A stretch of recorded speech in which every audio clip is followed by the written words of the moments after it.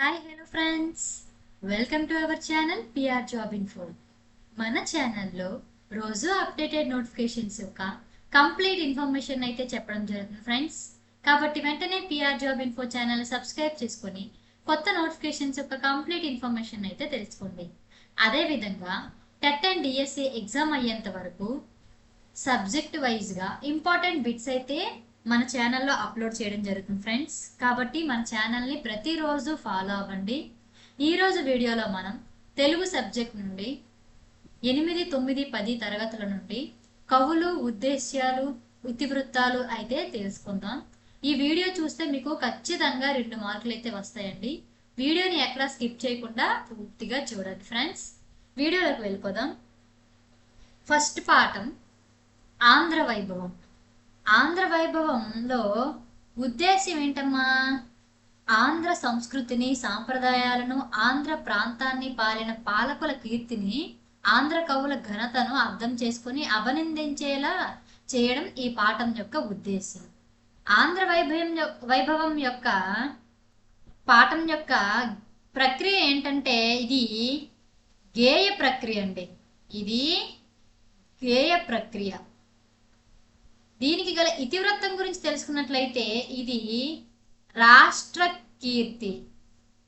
దీని ఇతివృత్తం ఏంటమ్మా? రాష్ట్ర కీర్తి. ఆంధ్ర వైభవం యొక్క కవి ఎవరంటే కొండేపూడి లక్ష్మీనారాయణ. కొండేపూడి లక్ష్మీనారాయణ. ఆధునిక కవులలో పేరొందిన శ్రీ కొండేపూడి లక్ష్మీనారాయణ పశ్చిమ గోదావరి జిల్లాలోని బొండాడ గ్రామంలో జన్మించారు. వీరు స్మృతులు, గేయాలు, పాడరా ఓ తెలుగువాడ అనే గేయ సంపుటాలను రచించారు. రచించారండి వీరు? స్మృతులు, గేయాలు, పాడరా ఓ తెలుగువాడ అనే గేయ సంపుటాలను రచించారు. ప్రస్తుత పాఠ్యభాగం పాడరా ఓ తెలుగువాడ అనే గేయ సంపుట నుండి స్వీకరించబడింది. ఓకే ఫ్రెండ్స్, నెక్స్ట్ మాతృభూమి. మాతృభూమి పాఠం యొక్క ఉద్దేశ్యం ఏంటమ్మా? విద్యార్థులు దేశ రక్షణకు అహర్నశలు పాటుపడే సైనికుల సేవలను గుర్తించాలని, తద్వారా స్ఫూర్తిని పొంది దేశ సేవకు పూనుకోవాలని ఈ పాఠం ఉద్దేశ్యం. ఓకే ఫ్రెండ్స్, మాతృభూమి యొక్క ప్రక్రియ ఏంటంటే ఇది కథానిక ప్రక్రియ. కథానిక ప్రక్రియ. దీనికి గల మాతృభూమి యొక్క ఇతివృత్తం ఏంటంటే దేశభక్తి. దేశభక్తి, కుటుంబ విలువలు. మాతృభూమి యొక్క ఇతివృత్తం ఏంటమ్మా? దేశభక్తి, కుటుంబ విలువలు.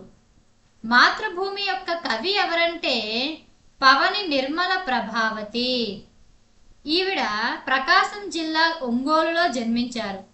వెంకట నరసింహారావు, సరస్వతమ్మ వీరి తల్లిదండ్రులు. భర్త పేరు శ్రీధరరావు. ఈమె చదివింది 10వ తరగతే అయినా చేతి తిరిగిన రచయిత్ర. అనాథ, ఎదలో ముళ్ళు, స్త్రీ, నాగరికత నవ్వుతోంది మొదలైన 7 సుప్రసిద్ధ కథా సంపుటాలు, ఉదయ కిరణాలు, శాపగ్రస్తులు, రాలిన పూలు మొదలైన 17 నవలలు ఈమె కలం నుండి జాలువారాయి. ప్రస్తుత పాఠం కథా నిలయం నుండి గ్రహించబడిందండి. ఓకే ఫ్రెండ్స్, నెక్స్ట్ శతక సౌరభం.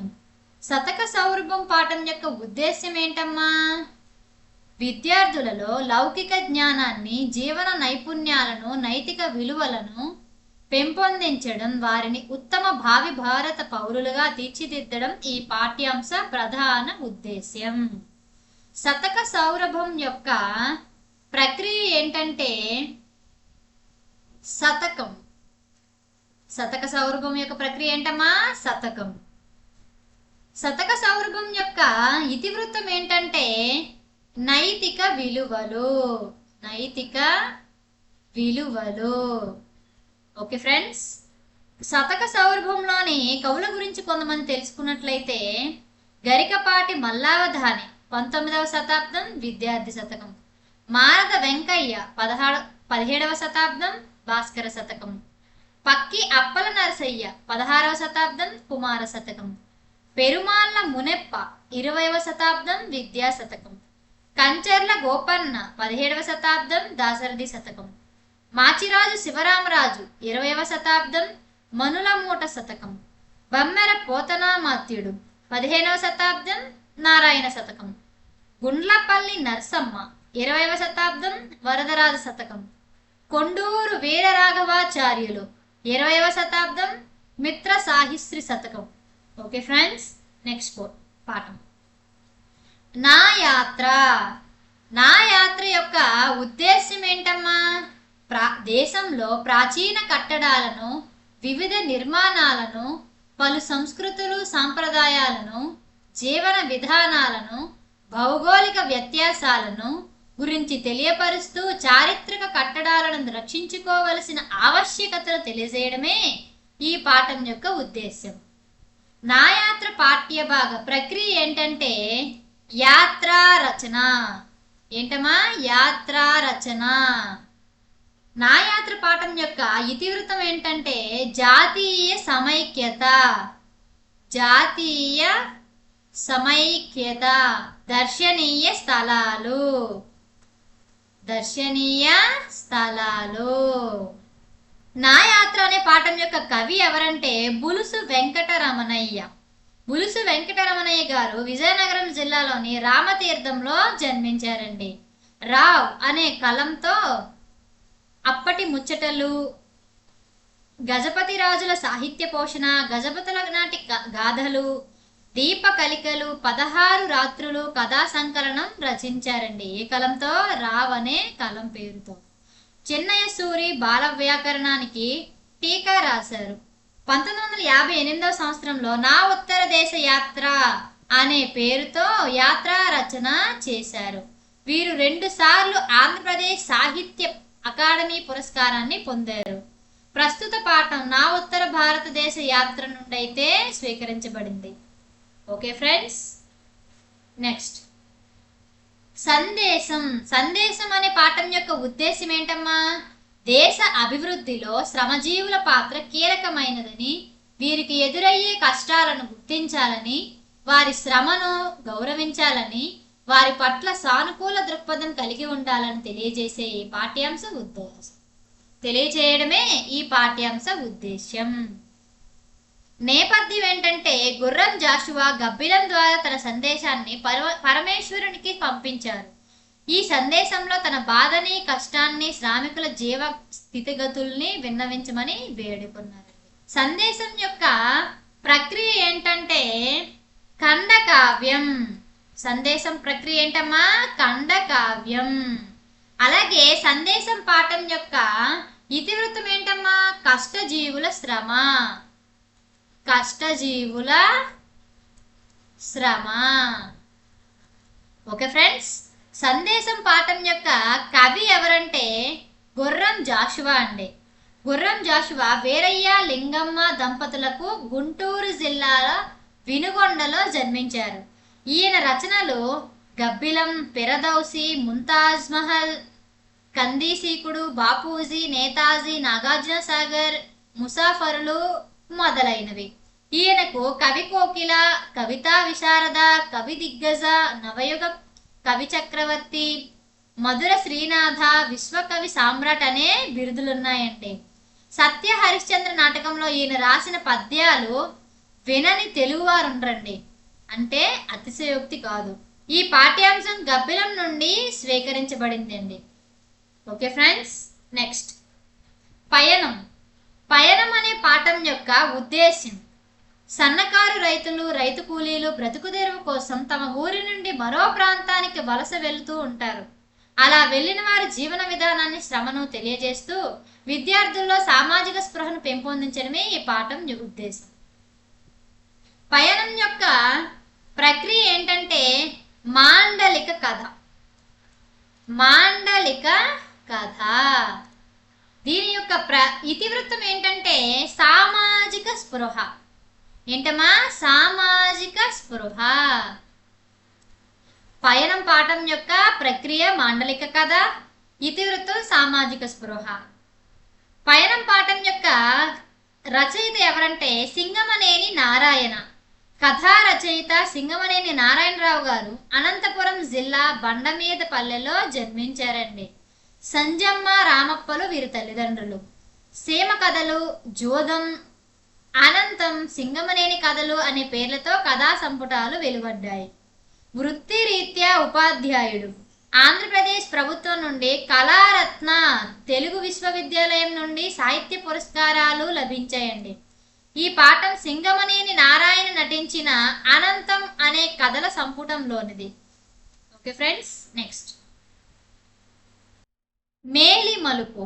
మేలు మలుపు అనే పాఠం యొక్క ఉద్దేశం ఏంటమ్మా? జీవితంలో మనకు ఎదురయ్యే బాధాకరమైన సంఘటనైనా సంతోషకరమైన సంఘటనైనా స్వీకరించడానికి సిద్ధంగా ఉండాలని, జీవితంలో ఆత్మవిశ్వాసంతో ముందడుగు వేయాలని, గొప్ప ప్రయత్నాల చేత ఒడిదుడుకులను అధిగమిస్తూ మనల్ని మనం ఉన్నతంగా తీర్చిదిద్దుకోవాలని తెలపడమే ఈ పాఠం యొక్క ఉద్దేశ్యం. మేలి మలుపు కథ యొక్క ప్రక్రియ ఏంటంటే కథ. ప్రక్రియ ఏంటమ్మా? కథ. మేలి మలుపు యొక్క ఉద్దేశం ఏంటమ్మా? ఆత్మస్థైర్యం.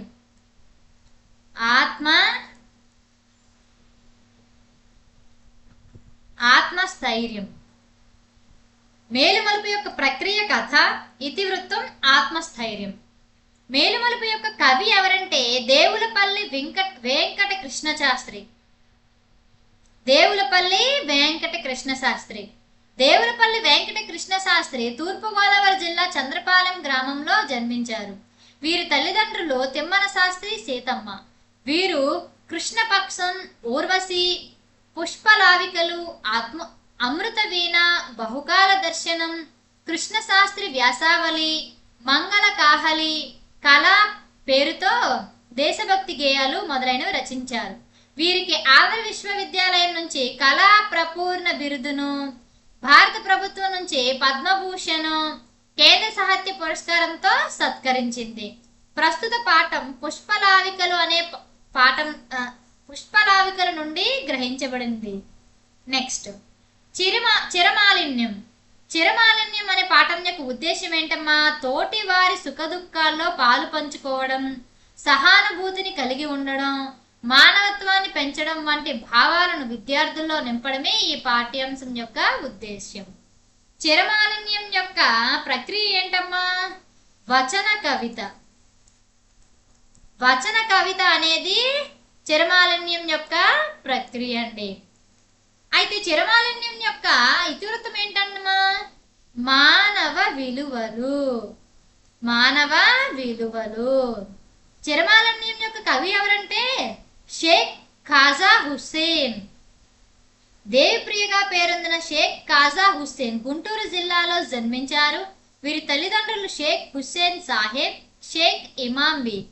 ఈయన కవి, రచయిత, పాత్రికేయులుగా ప్రసిద్ధి చెందారు. వీరి రచనల్లో అమ్మ చెట్టు, సమాజానంద స్వామి, గరీబ్ గీతాలు, నీటి పుట్ట, తుఫాన్, తుమ్మెద, అరణ్య పురాణం ముఖ్యమైనవి. వీరు 2017లో కేంద్ర సాహిత్య అకాడమీ పురస్కారంతో పాటు తెలుగు విశ్వవిద్యాలయం సాహిత్య పురస్కారం పొందారు. ఈ పాఠ్యాంశం గాలి రంగు వచన కవిత సంపుటి నుండి స్వీకరించబడింది. నెక్స్ట్ నాటి చదువు అనే పాఠం యొక్క ఉద్దేశం ఏంటమ్మా? ఆత్మకథని పరిచయం చేస్తూ నాటి విద్యా విధానాన్ని విద్యార్థులకు తెలియజేయడమే ఈ పాఠం యొక్క ఉద్దేశం. నాటి చదువు యొక్క ప్రక్రియ ఏంటంటే ఆత్మకథ. ఏంటమ్మా? ఆత్మకథ. నాటి చదువు యొక్క ఇతివృత్తం ఏంటంటే వ్యక్తిత్వ వికాసం.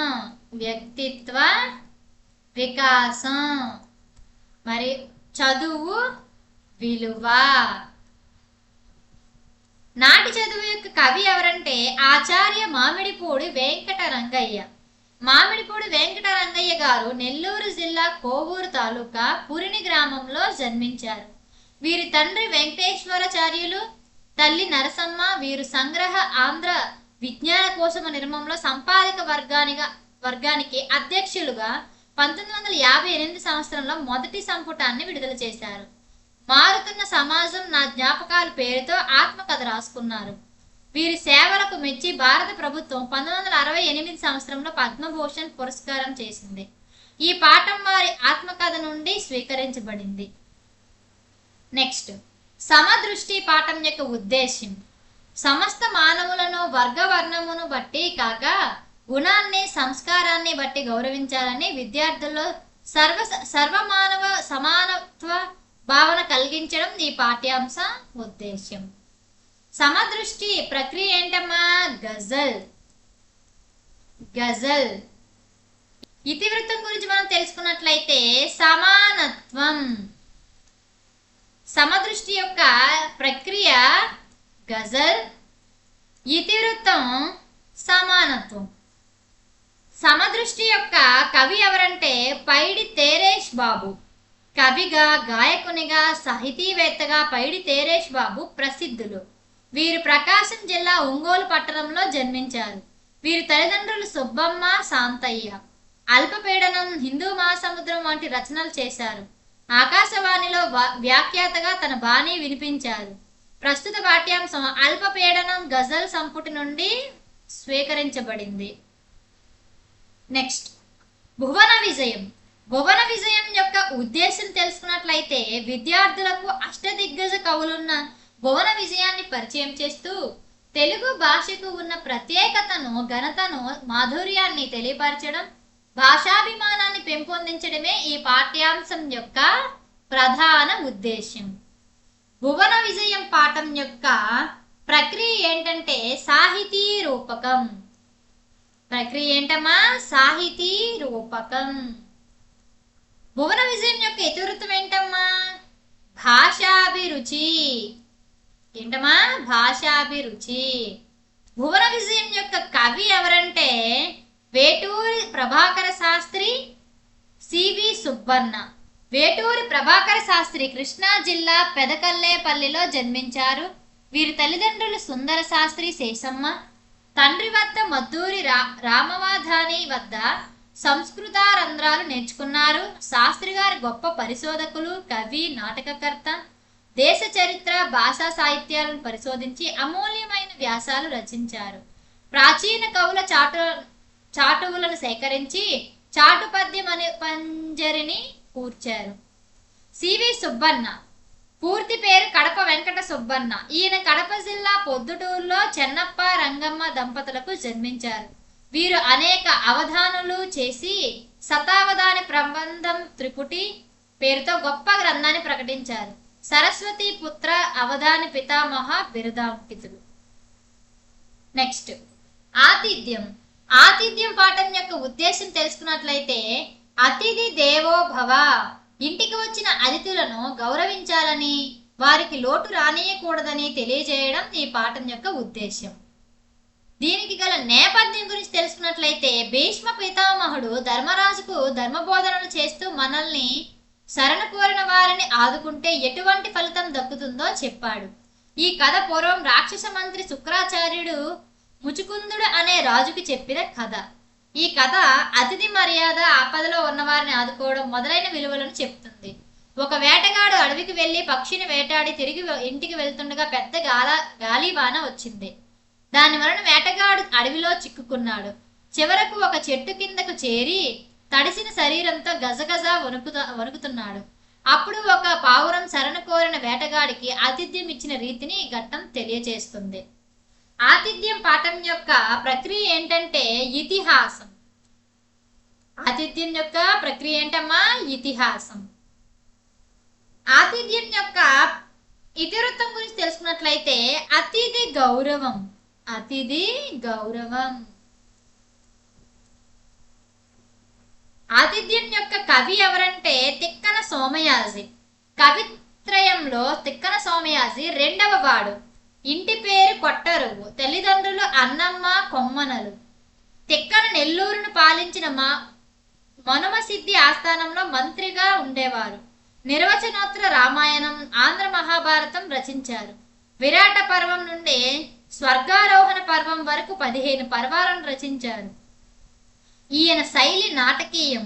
ఈయన బిరుదులు ఉభయ కవిమిత్రుడు, కవిబ్రహ్మ. ప్రస్తుత పాఠ్యభాగం మహాభారతం శాంతి పర్వంలోని తృతీయాశ్వాసం నుండి తీసుకోబడింది. నెక్స్ట్, ధర్మబోధ 9వ తరగతి మొదటి పాఠం. ధర్మబోధ ప్రక్రియ ఏంటంటే ప్రాచీన పద్యం. ప్రాచీన పద్యం. ధర్మబోధ యొక్క ఇతివృత్తం తెలుసుకున్నట్లయితే కుటుంబ సంబంధాలు.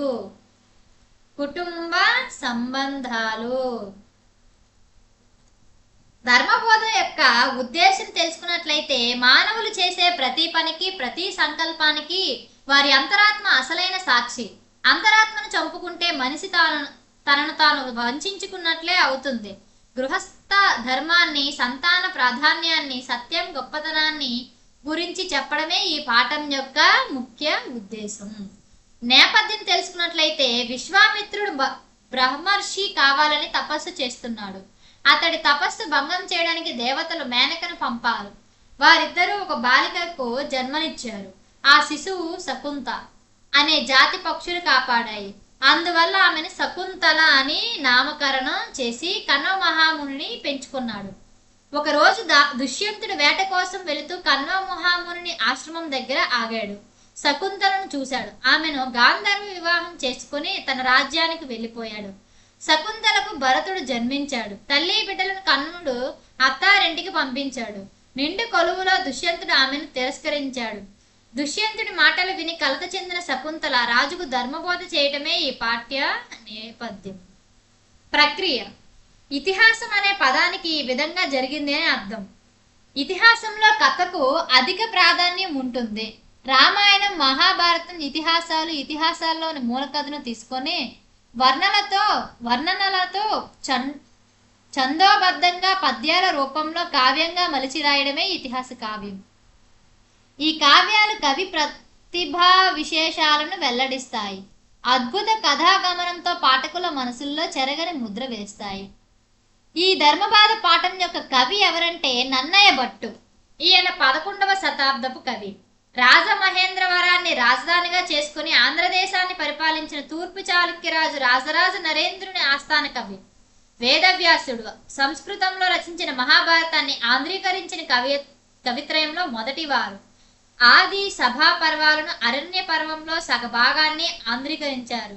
అరణ్య పర్వం 4 అశ్వాసంలో 142వ పద్యం వరకు, చాముండిక విలాసం, ఇంద్ర విజయం అనే కావ్యాలను, ఆంధ్ర శబ్ద చింతామణి అనే వ్యాకరణ గ్రంథాన్ని నన్నయ్య రాశాడని ప్రతీతి. ఆది కవి, వాగను శాసనుడు అని బిరుదులు. అక్షరమ్యత, ప్రసన్న కథ, కలితార్థయుక్తి, నానా రుచిరార్థ సూక్తి, నిత్యత్వం నన్నయ్య కవిత్వంలోని ప్రధాన లక్షణాలు. అనువాద పద్ధతిలో, శైలిలో తరువాతి కవులకు మార్గదర్శి.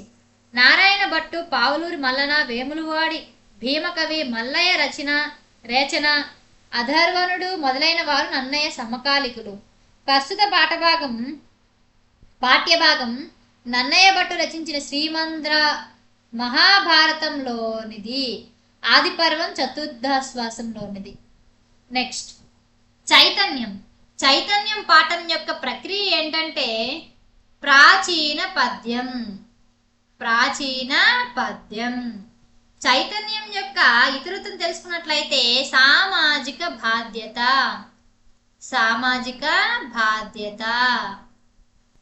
ఈ పాఠం యొక్క ఉద్దేశం తెలుసుకున్నట్లయితే ప్రతి మానవ సమాజంలోనూ అందరికీ అతీతంగా కొందరుంటారు.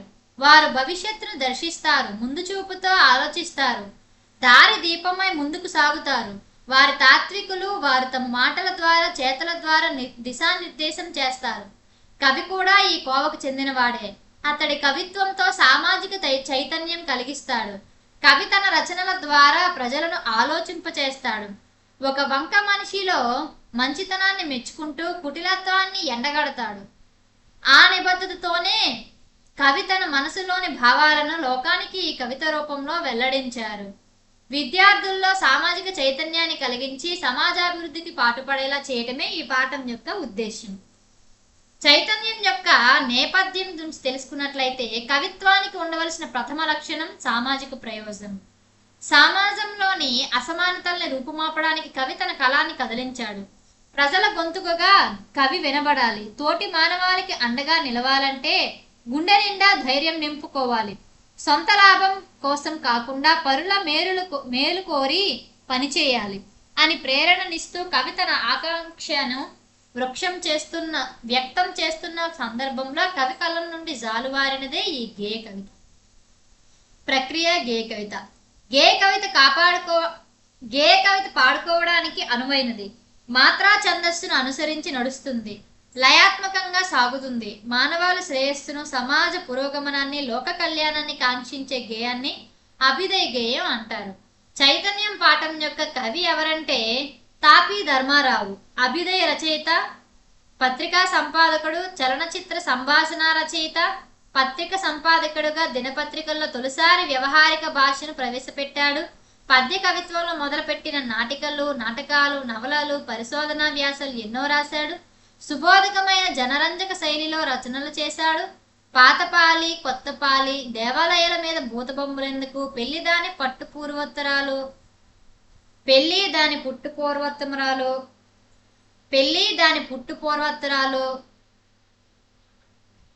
రాలు రప్పలు, ఇనుప కచ్చడాలు, సాహితీ మర్మరాలు మొదలైనవి ఆయన రచనలు. చామకూరు వెంకటకవి విజయ విలాస ప్రబంధానికి ఆయన రాసిన హృదయోల్లాస వ్యాఖ్యానికి కేంద్ర సాహిత్య అకాడమీ పురస్కారం లభించింది.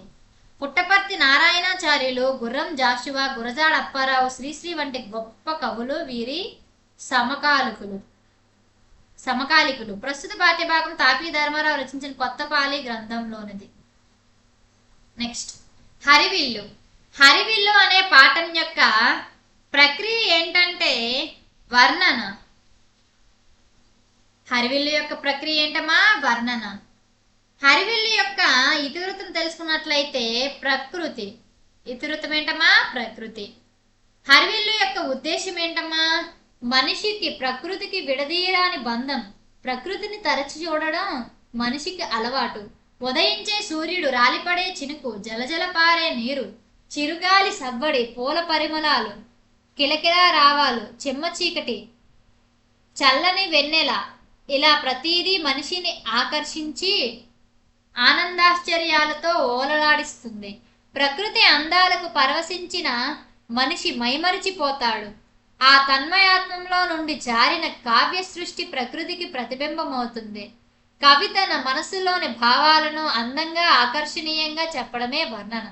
ఇది కవిలోని సృజనాత్మకతను వెలికి తీస్తుంది. ప్రకృతిలోని అద్భుతాలను చూడడం అలవాటైతే మనిషి హృదయంలో సున్నితత్వం విరబూస్తుంది, మానవత్వం మొలకెత్తుతుంది. విచక్షణారహితంగా ప్రకృతిని ధ్వంసం చేసే ప్రవృత్తికి అడ్డుకట్టపడుతుంది. రసార్థమైన కవి కలంలోంచి జాలువారిన భావ పరంపరను ఆస్వాదించుకోవడంతో పాటు ప్రకృతి నుండి పాఠాలను నేర్చుకుంటూ విద్యార్థుల్లో మానవీయతను మేల్కొల్పడమే ఈ పాఠం యొక్క ముఖ్య ఉద్దేశ్యం. హరివిల్లు యొక్క నేపథ్యం గురించి తెలుసుకున్నట్లయితే మానవుడు కల్పనా శిల్పి. అతని సౌందర్య తృష్ణ వల్ల తన చుట్టూ ఉన్న ప్రకృతి సౌందర్యాన్ని పులకించి పునర్వ్యక్తీకరించగలిగాడు. తన ఎద నుండి పాఠకుని ఎదకు చెరవేయడానికి సాహిత్యాన్ని సేతువుగా చేసుకున్నాడు కవి. నన్నయ్య మొదలుకొని నేటి కవుల వరకు తమ కావ్యాలలో ప్రకృతి వర్ణనలకే పెద్దపీట వేశారు. ప్రబంధాలలో వర్ణనలదే పైచేయి. వర్ణనలు రెండు రకాలు: స్వాభావిక వర్ణనలు, భావాత్మక వర్ణనలు. స్వాభావిక వర్ణనలలో వర్ణించే వస్తువు స్వరూప స్వభావాలు మాటల రూపంలో ఉంటే, భావనాత్మక వర్ణనలో అలంకారాలతో కూడి ఉంటాయి. వివిధ సందర్భాలలో కవులు కథానుగుణంగా వర్ణించిన ప్రకృతి దృశ్యాలను పరిచయం చేయడంలో పాటు పద్య రచనా శైలిలోని వైవిధ్యాలను పరిశీలించేందుకు అనువుగా ఈ పాఠం రూపొందించబడింది. హరివిల్లు యొక్క ప్రక్రియ వర్ణన గురించి తెలుసుకున్నట్లయితే, రచనా ప్రక్రియ ఏదైనప్పటికీ కవి చెప్పిన విషయం పాఠకుని మనసుకు తాకేదిగా ఉండాలి. అతడిలో భావ సంచలనాన్ని కలిగించాలి. కవి తన రచనతో పాఠకుల్ని లంకి వేసుకుని తనతో పాటు నడిపించాలి. ఇందుకోసం కవి వివిధ పద ప్రయోగాలతో తన రచనను రసాత్మకం చేశాడు. దీనిని వర్ణన అంటారు. విషయాన్ని కేవలం విషయంగా కాకుండా సరైన పోలికలతో కవి కలిపి వివరిస్తాడు. కావ్యాలలో అష్టాదశ వర్ణనలు ఉంటాయి. ప్రబంధాలు వర్ణనలకు పుట్టినిల్లు. భావ కవిత్వమైన, అభ్యుదయ కవిత్వమైన వర్ణనతో రచనకు భావ పుష్టి కలుగుతుంది. హరివిల్లు పాఠం యొక్క కవి ఎవరంటే, ఈ పాఠ్యాంశంలోని పద్యాలను వివిధ కవులు రచించిన గ్రంథాల నుండి తీసుకున్నాం. ఎర్రన హరివంశం, రామరాజ భూషణుడు బసు చరిత్ర, మొల్ల రామాయణం, కూచిమంచి తిమ్మన కవి రుక్మిణీ పరిణయం, దాశరథి అమృతాభిషేకం, శ్రీనాథుడు శృంగార నైషధం, అల్లసాని పెద్దన్న మనుచరిత్ర, విపూరి వెంకటాచార్యుడు విశ్వకర్మ పురాణం, పాల్గురికి సోమనాథుడు రచించిన పండితారాధ్య చరిత్ర గ్రంథాల నుండి ఎంపిక చేసిన పద్యాలతో ఈ పాఠం రూపొందించబడింది. నెక్స్ట్, ఆత్మకథ. ఆత్మకథ యొక్క ప్రక్రియ ఏంటమ్మా? వచన కవిత. వచన కవిత. ఆత్మకథ యొక్క ఇతివృత్తం ఏంటంటే స్వయం కృషి. స్వయం కృషి. ఆత్మకథ యొక్క ఉద్దేశం ఏంటమ్మా? సామాజిక జీవితం సమస్యల వలయం, అందులో ఆటుపోట్లుంటాయి.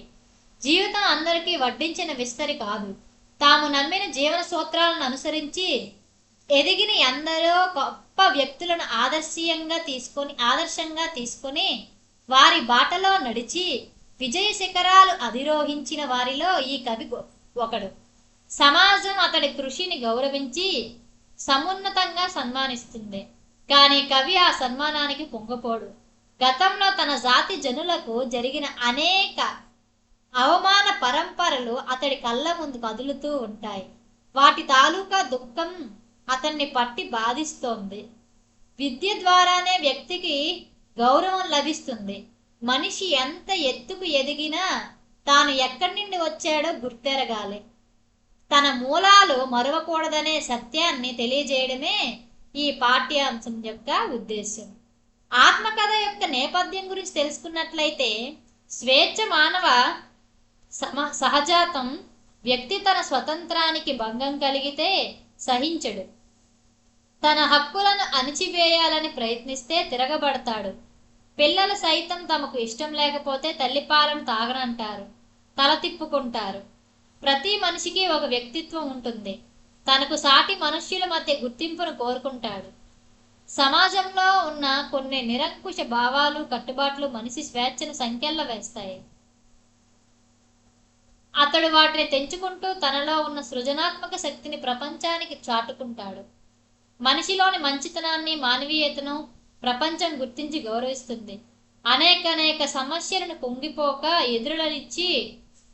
ఎదురునిచ్చి ఆత్మవిశ్వాసమే పెట్టుబడిగా జ్ఞాన శిఖరాలు అధిరోహించిన ఒకానొక కవి జీవితమే నేటి మన పాఠం. ఆత్మకథ యొక్క ప్రక్రియ వచన కవిత గురించి తెలుసుకున్నట్లయితే, ఈ పాఠ్యభాగం వచన కవిత అనే సాహిత్య ప్రక్రియకు చెందినది. పద్య గేయాల్లో ఉండే ఛందో నియమాలతో సంబంధం లేకుండా వ్యవహారిక భాషలో లయాత్మకంగా సాగే కవితను వచన కవిత అంటారు. సరళమైన పదాలు, వాక్యాలతో ధ్వని గర్భితంగా ఉండే కవిత వచన కవిత. రచయిత తాను చెప్పదలుచుకున్న భావాన్ని సూటిగా స్పష్టంగా చెప్పడం వచన కవిత ప్రత్యేకత. ఆధునిక కవిత్వానికి కొత్త నెత్తురు ఎక్కించిన శ్రీశ్రీ వచన సూటిగా స్పష్టంగా చెప్పడం వచన కవిత ప్రత్యేకత. ఆధునిక కవిత్వానికి శ్రీశ్రీ వచన కవితకు పట్టం కట్టారు. వారి బాటలో నడుస్తున్న ఆధునిక కవులందరూ వచన కవితలలోనే రచనలు చేస్తున్నారు. ఆత్మకథ యొక్క కవి ఎవరంటే, నా అనుభవం నేర్పిన పాఠమే నా కవిత్వం అని తన కవితా గుణాలను ప్రకటించిన ఆధునిక కవి డాక్టర్ ఎండ్లూరి సుధాకర్. ఆయన ప్రకాశం జిల్లా కనిగిరి తాలూకా రావికుంటపల్లిలో జన్మించారు. ఎండ్లూరి దేవయ్య, శాంతాబాయి వీరి తల్లిదండ్రులు. ఉన్నత చదువులు చదివిన వీరు జాషువా రచనలపై పరిశోధన చేసి పిహెచ్డి పట్టా పొందారు.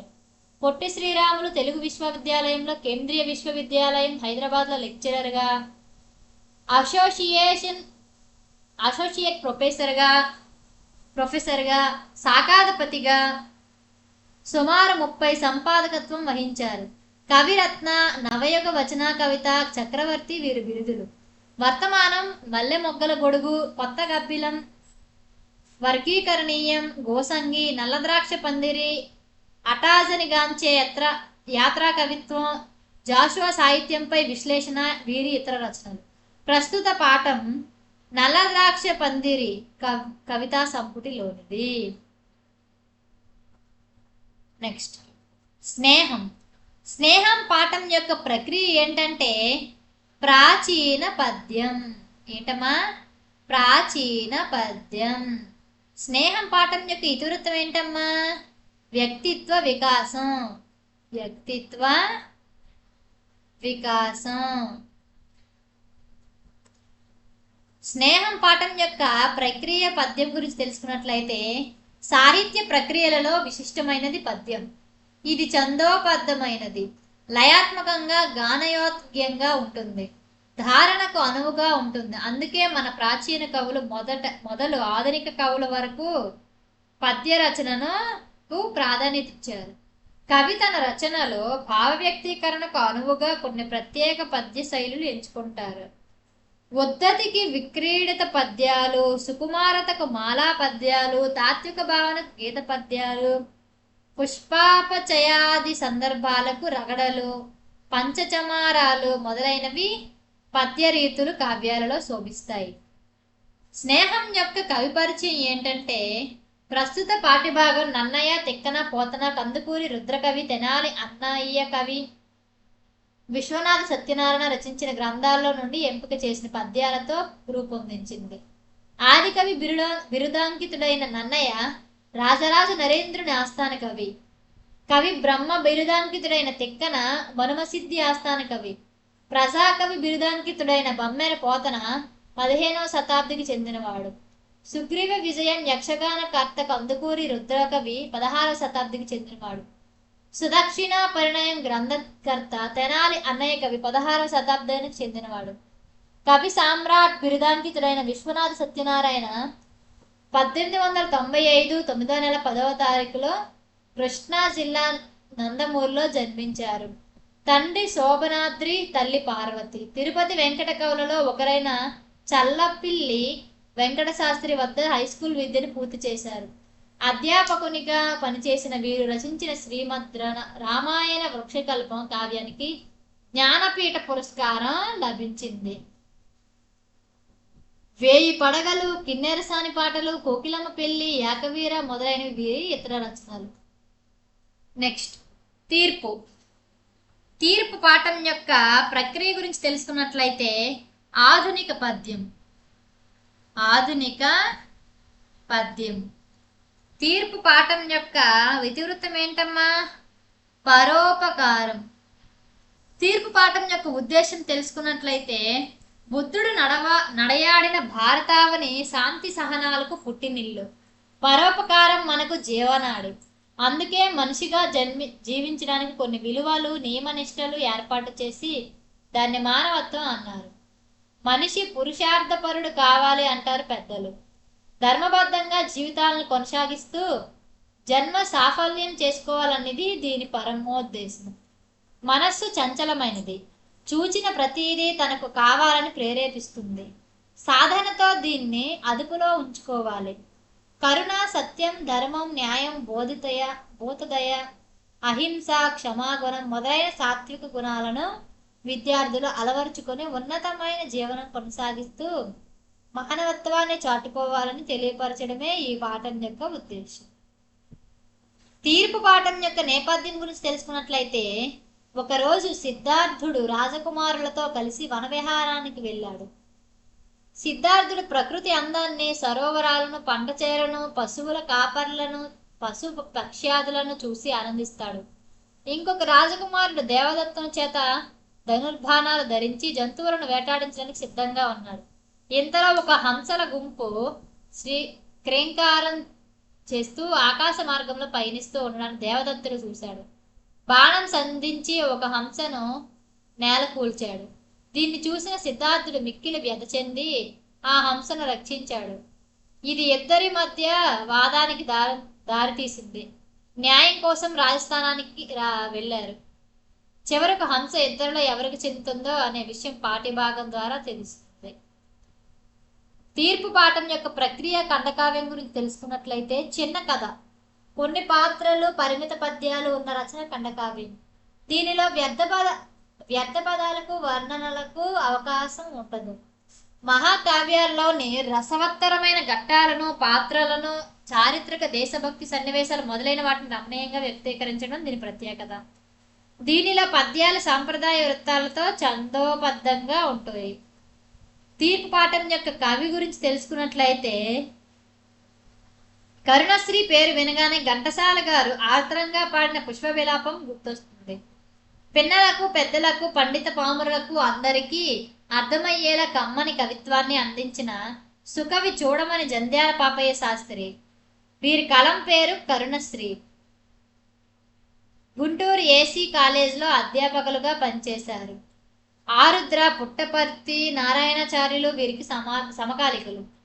కవిగా, పండితులుగా, విమర్శకులుగా, వ్యాఖ్యాతగా, సంపాదకులుగా ఉదయశ్రీ, విజయశ్రీ, కరుణశ్రీ, తెలుగు బాల శతకం వీరికి తెలుగు సాహిత్యంలో విశేష కీర్తి ప్రతిష్టలు తెచ్చినట్లున్నాయి. ప్రస్తుత పాఠ్యభాగం కరుణశ్రీ ఖండకావ్యంలోనిది. నెక్స్ట్ మాట మహిమ. మాట మహిమ అనే పాఠానికి ప్రక్రియ ఏంటమ్మా? ఆధునిక పద్యం. ఆధునిక పద్యం. మాట మహిమ యొక్క ఇతివృత్తం ఏంటమ్మా? జీవన విధానం. జీవన విధానం. మాట మహిమ అనే పాఠం యొక్క ఉద్దేశం గురించి తెలుసుకున్నట్లయితే నరములేని నాలుక పరిపరి విధాలుగా వదంతులు పుట్టిస్తుంది. దాని ఫలితంగా ధన, మాన, ప్రాణాలకు చోటు వాటిల్లుతుంది. అవయవాలన్నిటిలోకెల్లా ప్రధానమైనది, మనకు గౌరవాన్ని తెచ్చిపెట్టేది నాలుక. విలువైన మాటలే బంధాలను, స్నేహాలను పెంచుతాయి. వ్యక్తి సంస్కారానికి మాట తీరు గీటురాయి వంటిది. పెదవి దాటి వచ్చే మాటపై అదుపు పొదుపు అవసరం. మాట తీరు బాగా లేకపోతే ఎదురయ్యే కష్ట నష్టాలను తెలియచేయడం, మాట విలువలను తెలుసుకొని యోగ్యతతో కూడిన మాటలనే మాట్లాడటం అలవర్చుకునేలా చేయడం ఈ పాఠం యొక్క ముఖ్య ఉద్దేశం. మాట మహిమ యొక్క నేపథ్యం తెలుసుకున్నట్లయితే మన చుట్టూ రకరకాల మనుషులు ఉంటారు. ఒక్కొక్కరి మాట తీరు ఒక్కో రకంగా ఉంటుంది. కొందరి మాటలు ప్రేమను పంచితే మరికొందరి మాటలు మనసును ముక్కలు చేస్తాయి. కొందరి మాటలు ధైర్యాన్ని నింపితే మరికొందరి మాటలు పిరికితనాన్ని నూరుపోస్తాయి. నాలుకను అదుపులో ఉంచుకొని మాట్లాడే స్వభావాన్ని పెంపొందించుకోవడం ఎంత అవసరమో, మోసపు మాటల మాయలో పడకుండా జాగరూకతతో ఉండడం కూడా అంతే అవసరం. మాట మహిమ యొక్క ప్రక్రియ ఆధునిక పద్యం గురించి తెలుసుకున్నట్లయితే తెలుగు సాహిత్య ప్రక్రియల్లో విశిష్టమైన ప్రక్రియ పద్యం. పూర్వం సాహిత్య రచనలన్నీ పద్య ప్రక్రియలోనే జరిగేవి. పద్య ముఖ్య లక్షణం ఛందస్సు. పద్యాల్లో వృత్తాలు, జాతులు, ఉపజాతులు ఉంటాయి. ఆధునిక రచయితలపై కూడా ప్రాచీన పద్య ప్రభావం ఎంతైనా ఉంది. అందుకే ఆధునిక రచయితలు తమ భావాలను ప్రాచీన శైలిలో ఛందోబద్ధంగా రచించడం జరుగుతుంది. ఆధునిక పద్యంలో పద్య శైలి ప్రాచీన పద్య లక్షణాలతో ఉంటుంది. వస్తువు ఆధునికమైనదిగా ఉంటుంది. మాట మహిమ యొక్క కవియత్రి గురించి తెలుసుకున్నట్లయితే సాంప్రదాయ కవిత్వంలో ఆధునికతను పండించిన కవియత్రి కొలకలూరి స్వరూపరాణి. వీరు నడకుర్తి వెంకటరత్న కవి, రత్నమరియాంబ దంపతులకు గుంటూరు జిల్లా తెనాలి తాలూకా గోవాడ గ్రామంలో జన్మించారు. వీరి తండ్రి కవి, గాయకుడు. బాల్యం నుండి తల్లిదండ్రుల దగ్గర సంగీత సాహిత్యాలను అధ్యయనం చేసింది. గుంటూరు శారదా నికేతనంలో, ఒంగోలులో హెచ్సిఎం టీచర్ ట్రైనింగ్ స్కూల్లో విద్యాభ్యాసం ముగించి ఉపాధ్యాయునిగా జీవితం ప్రారంభించారు. 10-12 సంవత్సరాల వయసులోనే కవిత్వం రాశారు. మేమంతా భటులం, విష్ణు మార్గదర్శకులం అనే కవిత మొట్టమొదట కృష్ణా పత్రికలో వచన కవిత్వంగా ప్రచురించబడింది. స్త్రీల సమస్యలు, పేదరికం, వరకట్నం, వైవిధ్యం, సహగమనం మొదలైన అంశాలపై విశేషణంగా రచనలు చేశారు. నన్నయ్య మహిళ, శివతాండవం, వాయునందన శతకం మొదలైన గ్రంథాలు రాశారు. కవియత్రి తెలగ బిరుదాంకితురాలైన ఈమె రచించిన చంద్రగ్రహణం తెలుగులో ప్రథమ స్త్రీవాద కవిత్వంగా విమర్శకుల ప్రశంసలు అందుకుంది. ప్రస్తుత పాఠ్యభాగం చంద్రగ్రహణం కావ్యములో నుంచి. నెక్స్ట్ ఇల్లలకగానే పాఠం యొక్క ప్రక్రియ ఏంటమ్మా? కథానిక. ఇల్లలకనే పాఠ్యం యొక్క ఇతివృత్తం ఏంటమ్మా? స్త్రీ చైతన్యం. ఇల్లు అలకగానే పాఠం యొక్క ఉద్దేశ్యం ఏంటంటే ప్రతి మనిషికి కొన్ని అభిరుచులు ఉంటాయి. ఆడవాళ్ళు పెళ్ళైపోగానే ఇల్లు చక్కదిద్దుకోవడంలో లీనమైపోతారు. బరువు బాధ్యతలతో వంటింటి కుందేళ్ళు అయిపోతారు. ఇంటి పనుల్లో పడి కోరికలకు కళ్ళం వేసుకుంటారు. అభిరుచులను అట్టకెక్కిస్తారు. భర్త పిల్లలను చూచుకోవడమే భాగ్యం అనుకుంటారు. చివరికి తమ అస్తిత్వాన్ని కోల్పోతారు. వివాహితకు కుటుంబం అండగా నిలిస్తే వారు విజయ బావుట ఎగరవేస్తారు. స్త్రీల ఆత్మాభిమానాన్ని పెంపొందించుకోవాలని తెలియచేయడం ఈ పాఠం యొక్క ఉద్దేశం. ఇల్లలగానే పాఠం యొక్క ప్రవేశం గురించి తెలుసుకున్నట్లయితే, వివాహమైన స్త్రీ తన చదువును, సృజనాత్మక నైపుణ్యాలను పక్కన పెట్టవలసి వస్తుంది. యంత్రంలా విసుగు విరామం లేకుండా పనిచేస్తున్న క్రమంలో తనకు పేరుందన్న సంగతి కూడా మర్చిపోతుంది. ఇంటి పనిలో మునిగి స్వీయ చైతన్యాన్ని, ఆత్మగౌరవాన్ని కోల్పోవడంలోని అనౌచిత్వాన్ని ఈ కథ తెలుసుకుందాం. ఇల్లలకగానే పాఠం యొక్క ప్రక్రియ కథ. తెలుగు సాహిత్యంలో కథ ఒక ప్రధాన ప్రక్రియ. వ్యక్తి జీవితంలో ఎదురయ్యే సంఘటనలను వివిధ పాత్రల ద్వారా గొప్ప శిల్ప నైపుణ్యంతో గుండెకు హత్తుకునేలా చెప్పే రచనే కథ. ప్రస్తుతం కథ, కథానిక అనే రెండు పదాలను ఒకే అర్థంలో వాడుతున్నాం. ఎందరో రచయితలు తమ కథల ద్వారా తెలుగు సాహిత్యాన్ని పరిపుష్టం చేస్తున్నారు. ఇల్లలకగానే పాఠం యొక్క రచయిత్రి గురించి తెలుసుకున్నట్లయితే పి. సత్యవతి గుంటూరు జిల్లా కొలకలూరులో జన్మించారు. ఆంధ్ర విశ్వవిద్యాలయం నుంచి ఆంగ్ల సాహిత్యంలో ఎంఏ పట్టభద్రులయ్యారు. ఆంగ్ల అధ్యాపకురాలిగా పనిచేసి పదవీ విరమణ చేశారు. ఈమె కథలు, నవలలు, సాహిత్య సమీక్ష వ్యాసాలు రాశారు. అనువాదాలు కూడా చేశారు. ఏ ప్రక్రియలో రాసినా స్త్రీ జీవితమే ప్రధానంగా సుమారు 70 కథలు రచన చేశారు. సత్యవతి కథలో ఇల్లలకగానే, మత్తునగరి, మెలకువ, రాగభూపాలం మొదలైన కథా సంపుటాలు, పడుచుదనం, రైలుబండి, గొడుగు, ఆ తప్పు నీది కాదు మొదలైన నవలలు రాశారు. ఉర్దూ రచయిత్రి ఇస్మత్ చుగ్తాయ్ కథలను తెలుగు అనువాదం చేశారు. చాసో స్ఫూర్తి పురస్కారం, తెలుగు విశ్వవిద్యాలయ విశిష్ట పురస్కారం, ఆంధ్రప్రదేశ్ ప్రభుత్వం నుంచి కళారత్న, ఉగాది పురస్కారం వంటివన్నో పొందారు. ప్రస్తుత పాఠ్యాంశం సత్యవతి కథలు అనే కథా సంపుటిలోనిది. నెక్స్ట్, రంగస్థలం. రంగస్థలం పాఠం యొక్క ప్రక్రియ ఏంటమ్మా? వ్యాసం. రంగస్థలం యొక్క ఇతరత్వం గురించి తెలుసుకున్నట్లయితే సంస్కృతి. రంగస్థలం యొక్క ఉద్దేశం గురించి తెలుసుకున్నట్లయితే కళారూపాలు ఆస్వాదించే వారికి ఆనందాన్ని పంచుతాయి. మానవుడు సంఘజీవనం మొదలుపెట్టిన నాటి నుండి మనోల్లాసాన్ని కలిగించే రకరకాల ఆటపాటలను జీవితంలో భాగం చేసుకున్నాడు. కాలక్రమంలో అవి కళారూపాలుగా రూపుదిద్దుకున్నాయి. హరికథ, బుర్రకథ, చిందు భాగవతం, యక్షగానం మొదలైనవి అన్నీ ఈ కోవకు చెందినవే. అలాంటి వాటిలో ఒకటైన నాటక రంగం గురించి, దాని ఔన్నత్యం గురించి వివరించడం ఈ పాఠ్యం యొక్క ఉద్దేశం. రంగస్థలం యొక్క నేపథ్యం గురించి తెలుసుకున్నట్లయితే, నాటకం ఒక కళారూపం మాత్రమే కాదు, ఒక గొప్ప సాహితీ ప్రక్రియ కూడా. ఎందరో లబ్ధ ప్రతిష్ఠులైన కవులు అనేక నాటకాలను రాశారు. నటీనటులు తమ అద్భుత నటనతో వారికి దృశ్యరూపం కల్పించారు. అనేక నాటక సమాజాలు నాటకాలను ప్రదర్శిస్తూ వాటిని ఆదరణ కల్పించాయి. అత్యున్నత శిఖరాలను అధిరోహించిన నాటక రంగం సినిమా ప్రవేశంతో తన ప్రభావాన్ని కోల్పోయింది.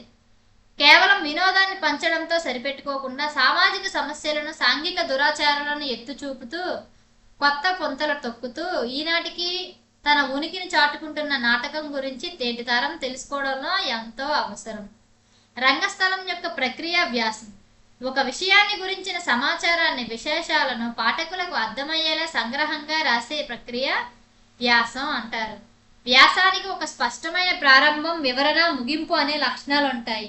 రచయిత విషయాన్ని కూలంకుషంగా పరిశీలించి అవసరమైన సమాచారాన్ని క్రోడీకరించి వ్యాసం రూపొందిస్తారు. రంగస్థలం యొక్క రచయిత ఎవరంటే, ప్రస్తుత పాఠ్యభాగ రచయిత తనికెళ్ళ భరణి. వీరి పూర్తి పేరు తనకళ్ళ దశభరణి శేషప్రసాద్. పశ్చిమ గోదావరి జిల్లా కోడూరు మండలం జగన్నాథపురం అమ్మమ్మ గారి ఊరు. వీరు హైదరాబాద్లో జన్మించారు. తల్లి లక్ష్మీనరసమ్మ, తండ్రి రామలింగేశ్వరరావు. అగ్గిపుల్ల ఆత్మహత్య, నక్షత్ర దర్శనం, పరికిని మొదలైన కవితా సంపుటులు, అద్దెకొంప, చల్చల్ గుర్రం, కుక్కరోకో, గార్ధబాండం, గోగ్రహణం మొదలైన నాటకాలను రచించారు. శభాస్ర శంకర ఆటగదర శివ మకుటంతో రాసిన భక్తి గీతాలు వీరికి గొప్ప పేరును తెచ్చాయి. ఈయన రచయిత మాత్రమే కాదు, నటుడు, గాయకుడు కూడా. మిథునం సినిమాకు దర్శకునిగా విశేష ప్రతిభ ప్రదర్శించిన తనికల్ల హరిణి గారు సుమారు 750 పైగా సినిమాల్లో నటించారు. తన అద్భుతమైన నటనతో ప్రత్యేక స్థానం సంపాదించుకున్నారు. 52 పైగా సినిమాలకు సంభాషణలు రాశారు. నంది, ఫిలింఫేర్ వంటి ఎన్నో అవార్డులను పొందిన వీరు ప్రముఖ నటుడిగా సినిమా రంగంలో కొనసాగుతున్నారు. నెక్స్ట్, ప్రియమైన నాన్నకు. ప్రియమైన నాన్నకు పాఠం యొక్క ప్రక్రియ ఏంటమ్మా? లేఖ. ప్రియమైన నాన్నకు పాఠం యొక్క ఇతివృత్తం ఏంటమ్మా? మానవ సంబంధాలు. మానవ సంబంధాలు. ప్రియమైన నాన్నకు పాఠం యొక్క ఉద్దేశం గురించి తెలుసుకున్నట్లయితే, మనిషి ప్రేమతో నిండిన పలకరింపుకు పులకరిస్తాడు, ఆత్మీయంగా హత్తుకుంటే ఆనందిస్తాడు. ఆధునిక కాలంలో మనిషికి ఉరుకుల పరుగుల జీవన శైలి నిత్యకృత్యమైంది. అమ్మా నాన్నలను, అయిన వాళ్ళను, ఆత్మీయులను పలకరించుకుని మనసు విప్పి సుఖదుఖాలను పంచుకునే కాలమే నేడు కరువైపోతుంది. సాంకేతిక పరిజ్ఞానం మనిషిని యాత్రికుని చేసి తన చుట్టూ తిప్పుకుంటుంది. ఈ నేపథ్యంలో మనసులోని మాటలను, మమతలను ఒకరినొకరు పంచుకునేలా చేయగల ఏకైక సాధనం ఉత్తరం. బాలలలో లేఖారచన పట్ల ఆసక్తి పెంపొందించి కుటుంబ విలువలను కాపాడటం, మానవ సంబంధ బాంధవ్యాలను ప్రాణం పోయడమే ఈ పాఠం యొక్క ముఖ్య ఉద్దేశం. ప్రియమైన నాన్నం పాఠం యొక్క ప్రక్రియ లేఖ తెలుసుకున్నట్లయితే, తెలుగు సాహిత్యంలో సాహిత్యం ఒక అద్భుత ప్రక్రియ. వ్యక్తులు, సంస్థల మధ్య సమాచారాన్ని పరస్పరం పంచుకోవడానికి ఉపయోగించే సాధనమే లేఖ. లేఖల ద్వారా తమ భావాలను, అనుభవాలను, అభిప్రాయాలు పంచుకోవడానికి ఉపయోగించే సాధనమే లేఖ. లేఖల ద్వారా తమ భావాలు, అనుభవాలు, అభిప్రాయాలు వ్యక్తమవుతాయి. కేవలం విషయం, సమాచారమే కాకుండా ప్రముఖులు రాసిన లేఖల్లో సాహితీ విలువలు ఉంటాయి. అందువల్ల వచన రచనలో ఒక సాహిత్య ప్రక్రియగా లేఖను పేర్కొంటారు.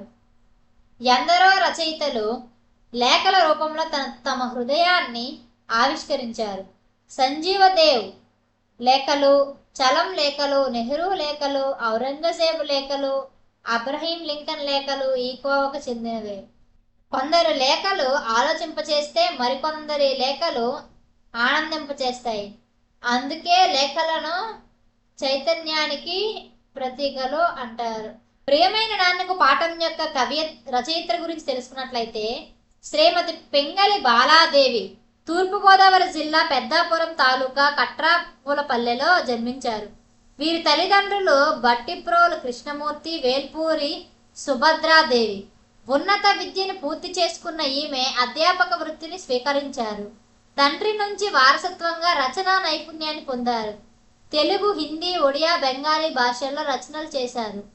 ఒక చీకటి, ఒక వెన్నెల, పొగమంచులలో, సూర్యోదయం మొదలైన నవలలు, నాన్నకు రాయని ఉత్తరం, కథా సంపుటిని రాశారు. కుసుమ కోమలి, ప్రశ్నగాజు బొమ్మలు, గృహప్రవేశం మొదలైన కవితా సంపుటాలు వెలువరించారు. మహిళా సాధకరిత, స్వాతంత్ర్యం, చదువు, ఉద్యోగం, కుటుంబ విలువలు ఇతివృత్తాలుగా ఈమె అనేక నవలలు, కథలు, కవితలు రాశారు. ప్రస్తుత పాఠం తెలుగు కథా పారిజాతాలలోనిది. నెక్స్ట్, ఆశావాది. ఆశావాది పాఠం యొక్క ప్రక్రియ గురించి మనం తెలుసుకున్నట్లయితే, ముఖాముఖి. ఆశావాది పాఠం యొక్క ఇతివృత్తం గురించి తెలుసుకున్నట్లయితే, సాహితీ జీవనం. ఆశావాది పాఠం యొక్క ఉద్దేశం ఏంటమ్మా?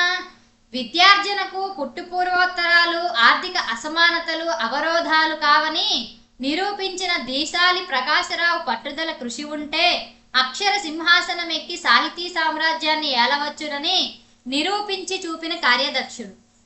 పద్య రచనలో పట్టు సాధించి కొందరికే పరిమితమైన అష్టావధాన ప్రక్రియలో రాణించడం ద్వారా అత్యున్నత పద్మశ్రీ పురస్కారాన్ని అందుకొని నేటి తరానికి స్ఫూర్తి ప్రదాతగా నిలిచిన ఆ మహనీయుల జీవిత సాహితీ జీవన ప్రస్థానమే తెలపడమే ఈ పాఠ్యాంశం యొక్క ఉద్దేశ్యం. ఉన్నత శిఖరాలు ఆశావాది యొక్క ప్రక్రియ ముఖాముఖి తెలుసుకున్నట్లయితే ఉన్నత శిఖరాలు అధిరోహించిన మహనీయుల జీవితంలో ఎన్నో ఎత్తుపల్లాలు ఉంటాయి, మరెన్నో వెలుగు నీడలు ఉంటాయి. వాటి గురించి తెలుసుకోవడం ద్వారా మన జీవితాన్ని సుగమం చేసుకోవడానికి వీలవుతుంది. ప్రశ్నలు అడగడం ద్వారా సమాచారాన్ని సేకరించడమే ముఖాముఖి. సేకరించిన సమాచారాన్ని ప్రసార మాధ్యమాల ద్వారా పాఠకులకు అందించడం జరుగుతుంది. ముఖాముఖి ద్వారా వ్యక్తుల వ్యక్తిత్వాన్ని, వారి అనుభవాలను, జీవిత విశేషాలను స్వయంగా వారి ద్వారానే తెలుసుకుంటారు. ఆశావాది యొక్క రచయిత గురించి తెలుసుకున్నట్లయితే పద్యం కమ్మగా పాడువాడు, పద్య విద్యను కాపాడువాడు, పద్య ద్వేషణలతో రాపాడువాడు అంటూ డాక్టర్ సినారిచే కీర్తించబడిన ఆశావాది ప్రకాశరావు అనంతపురం జిల్లా సింగనమల మండలం కొరవెపల్లి గ్రామంలో నిరుపేద దళిత కుటుంబంలో జన్మించారు. కుల్లాయమ్మ, పక్కీరప్పలు వీరి తల్లిదండ్రులు. తండ్రి వృత్తిరీత్యా ఉపాధ్యాయుడు కావడంతో ప్రాథమిక విద్యకు తండ్రే గురువు. శతావధాని సివి సుబ్బన్నను వీరి గురువుగా భావిస్తారు. వీరు 19వ ఏట ఆరంభించిన అవధానం 26 వసంతాలు నిరాఘటంగా కొనసాగించారు. సుమారు 171 అవధానాలు చేశారు. సాహిత్యమే ప్రపంచంగా సాగిన ఆశావాది కవి, అవధాని, విమర్శకుడు, పరిశోధకుడు, అనువాదకుడుగా గుర్తింపు పొందారు. భారత ప్రభుత్వం 2021 పద్మశ్రీ పురస్కారంతో వీరిని సత్కరించింది. పుష్పాంజలి, అంతరంగ తరంగాలు, లోకలీల సూక్తము, అవధాన చాటువులు, అవధాన దీపిక, అవధాన కౌముది, అవధాన వసంతము, అవధాన కళాతోరణము, ప్రత్యూష పవనాలు మొదలైన వీరి రచనలు. నెక్స్ట్, ఏ దేశమేగినా. ఏ దేశమేగిన పాఠం యొక్క ప్రక్రియ ఏంటమ్మా? యాత్రా సాహిత్యం. యాత్రా సాహిత్యం. ఏ దేశమేగిన పాఠం యొక్క ఇతివృత్తం ఏంటమ్మా? దేశభక్తి.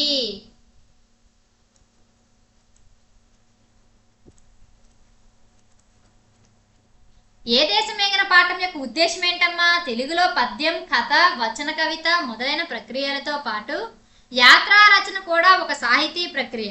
దాని పట్ల విద్యార్థులకు అవగాహన కలిగించడం, రచయిత్రి తన విదేశీ యాత్రానుభవాలను పరిచయం చేయడం, భారతీయ సంస్కృతి సాంప్రదాయాల పట్ల విదేశీయుల మనోభావాలను తెలియజెప్పడం ఈ పాఠం ముఖ్య ఉద్దేశ్యం. ఏ దేశమేగిన పాఠ్యం యొక్క రచయిత ఎవరంటే ఊటుకూరి లక్ష్మీకాంతమ్మ గారు. పశ్చిమ గోదావరి జిల్లా ఏలూరులో జన్మించారు. ప్రముఖ పాత్రికేయులు నాలం కృష్ణారావు, ప్రముఖ సంఘ సేవకురాలు నాలం సుశీలమ్మ గారు వీరి తల్లిదండ్రులు. వీరు ఆంధ్ర విశ్వవిద్యాలయం నుంచి ఉభయ భాషా ప్రవీణ పట్టా పొందారు.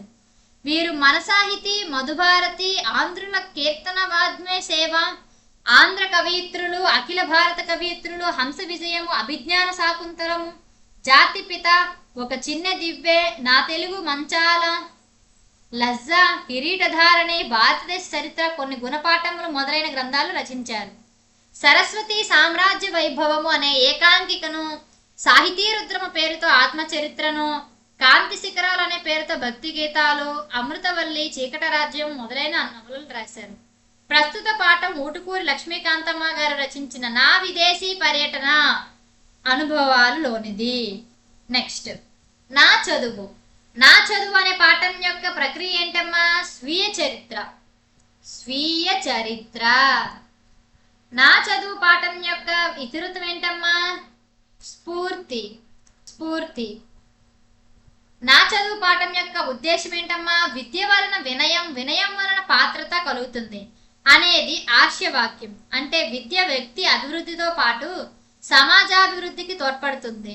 విద్యాభ్యాసం కోసం ఎంతో మంది ఎన్ని ఆటంకాలు వచ్చినా ఎదురీది వివిధ ప్రయత్నాలు చేసి సఫలీకృతులయ్యారు.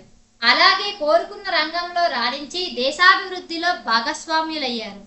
విద్యార్థులకు అలాంటి వ్యక్తుల జీవిత విశేషాలను తెలియజేసి వారి బాటలో నడిచేలా చూడటం, దేశాభివృద్ధికి పాటుపడేలా చేయటం ఈ పాఠం ఉద్దేశం. నా చదువు యొక్క ప్రక్రియ ఆత్మకథ గురించి తెలుసుకున్నట్లయితే వ్యక్తి తన జీవితానుభవాలు అభిప్రాయాలను కలబోసి తనకు తానే రాసుకునే సాహితీ ప్రక్రియ ఆత్మకథ. తనకై తాను రాసుకున్న జీవిత చరిత్ర అవి ఆత్మకథలే అయినా సామాజిక జీవితాన్ని కూడా ప్రతిబింబిస్తాయి. ఇది ఉత్తమ పురుష కథనంలో ఉంటుంది. ఆత్మకథలను చదవడం ద్వారా పాఠకుడు రచయితతో కలిసి పయనిస్తున్నట్లు అనుభూతి చెందుతాడు. అందుచేతనే ఎన్ని ఆత్మకథలు జీవిత చరిత్రలు చదివితే అన్ని జీవితాలను ఏకకాలంలో జీవించిన వారు అవుతారు అంటారు. నా చదువు పాఠం యొక్క రచయితల గురించి తెలుసుకున్నట్లయితే 20వ శతాబ్దపు తెలుగు కథకులలో విశిష్టంగా చెప్పుకోదగ్గ రచయితలలో శ్రీపాద సుబ్రహ్మణ్య శాస్త్రి గారు ఒకరు. ఈయన తూర్పుగోదావరి జిల్లా పొలమూరులో జన్మించారు. మహాలక్ష్మి సోదెమ్మ, లక్ష్మీపతి సోమయాజులు వీరి తల్లిదండ్రులు. ఈయన వడ్లగింజలు, మార్గదర్శి, పుల్లంపేట జరీసీర, వీరపూజ, గులాబీ అత్తరు, కీలెరిగిన వాత మొదలైన 75 కథలను, మిథునానురాగం, శ్మశాన వాటిక మొదలైన నవలలు, ప్రేమపాసం, రాజరాజు, రక్షాబంధనం మొదలైన నాటకాలు, ఆయుర్వేద యోగ ముక్తావళి వంటి వైద్యశాస్త్ర గ్రంథాలు ఎన్నో రాశారు. ఎన్నో అవధానాలు చేసి కనకాభిషేకం అందుకున్నారు. శ్రీ పాదవారి వచనము తెలుగువారికి తెలుగుతనానికి నారాయణ కవచము అని శ్లాఘించారు. మల్లాది రామకృష్ణ శాస్త్రి గారు ప్రస్తుత పాఠ్యభాగం అనుభవాలు జ్ఞాపకాలను నుంచి ఎంపిక చేసిన సన్నివేశాల ఆధారంగా రూపొందించింది. నెక్స్ట్, ఆకుపచ్చ శోకం. ఆకుపచ్చ శోకం అనే పాఠం యొక్క ప్రకృతి ఏంటమ్మా? పర్యావరణ కవిత్వం. పర్యావరణ కవిత్వం. ఆకుపచ్చ శోకం యొక్క ఇతివృత్తం ఏంటమ్మా? పర్యావరణం.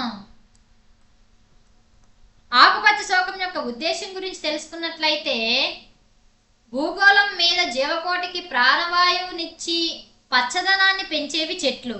నాగరికత పేరుతో మనిషి ప్రకృతిని విచక్షణ లేకుండా కొల్లగొడుతున్నారు. అవసరాన్ని మించి అడవులను ధ్వంసం చేస్తున్నారు. ప్లాస్టిక్ భూతం ఒకవైపు అడవుల నరికివేత, మరోవైపు పర్యావరణాన్ని ప్రమాదంలోకి నెడుతున్నారు. ఈ ప్రమాదాన్ని గుర్తెరిగి పర్యావరణాన్ని కాపాడుకోవాల్సిన అవసరాన్ని గురించి తెలుసుకోవడమే ఈ పాఠం యొక్క ముఖ్య ఉద్దేశం. ఆకుపచ్చ శోకం పాఠం యొక్క ప్రక్రియ పర్యావరణ కవిత్వం గురించి తెలుసుకున్నట్లయితే తెలుగు సాహిత్యంలో పర్యావరణ కవిత్వం ఒక ఆధునిక ప్రక్రియ. మానవ కార్యకలాపాల వల్ల ప్రకృతికి పర్యావరణానికి కలుగుతున్న హానిని, దాని వలన కలిగే పర్యవసనాలను తెలియచెప్పడమే పర్యావరణ కవిత్వం ఉద్దేశ్యం. పర్యావరణ భావాలను రచయిత కవిత రూపంలో, వ్యాస రూపంలో వ్యక్తీకరిస్తారు. అందువలన దీనిని కవితా వ్యాసం అని కూడా అంటారు. ఆకుపచ్చ శోకం యొక్క కవి పరిచయం తెలుసుకున్నట్లయితే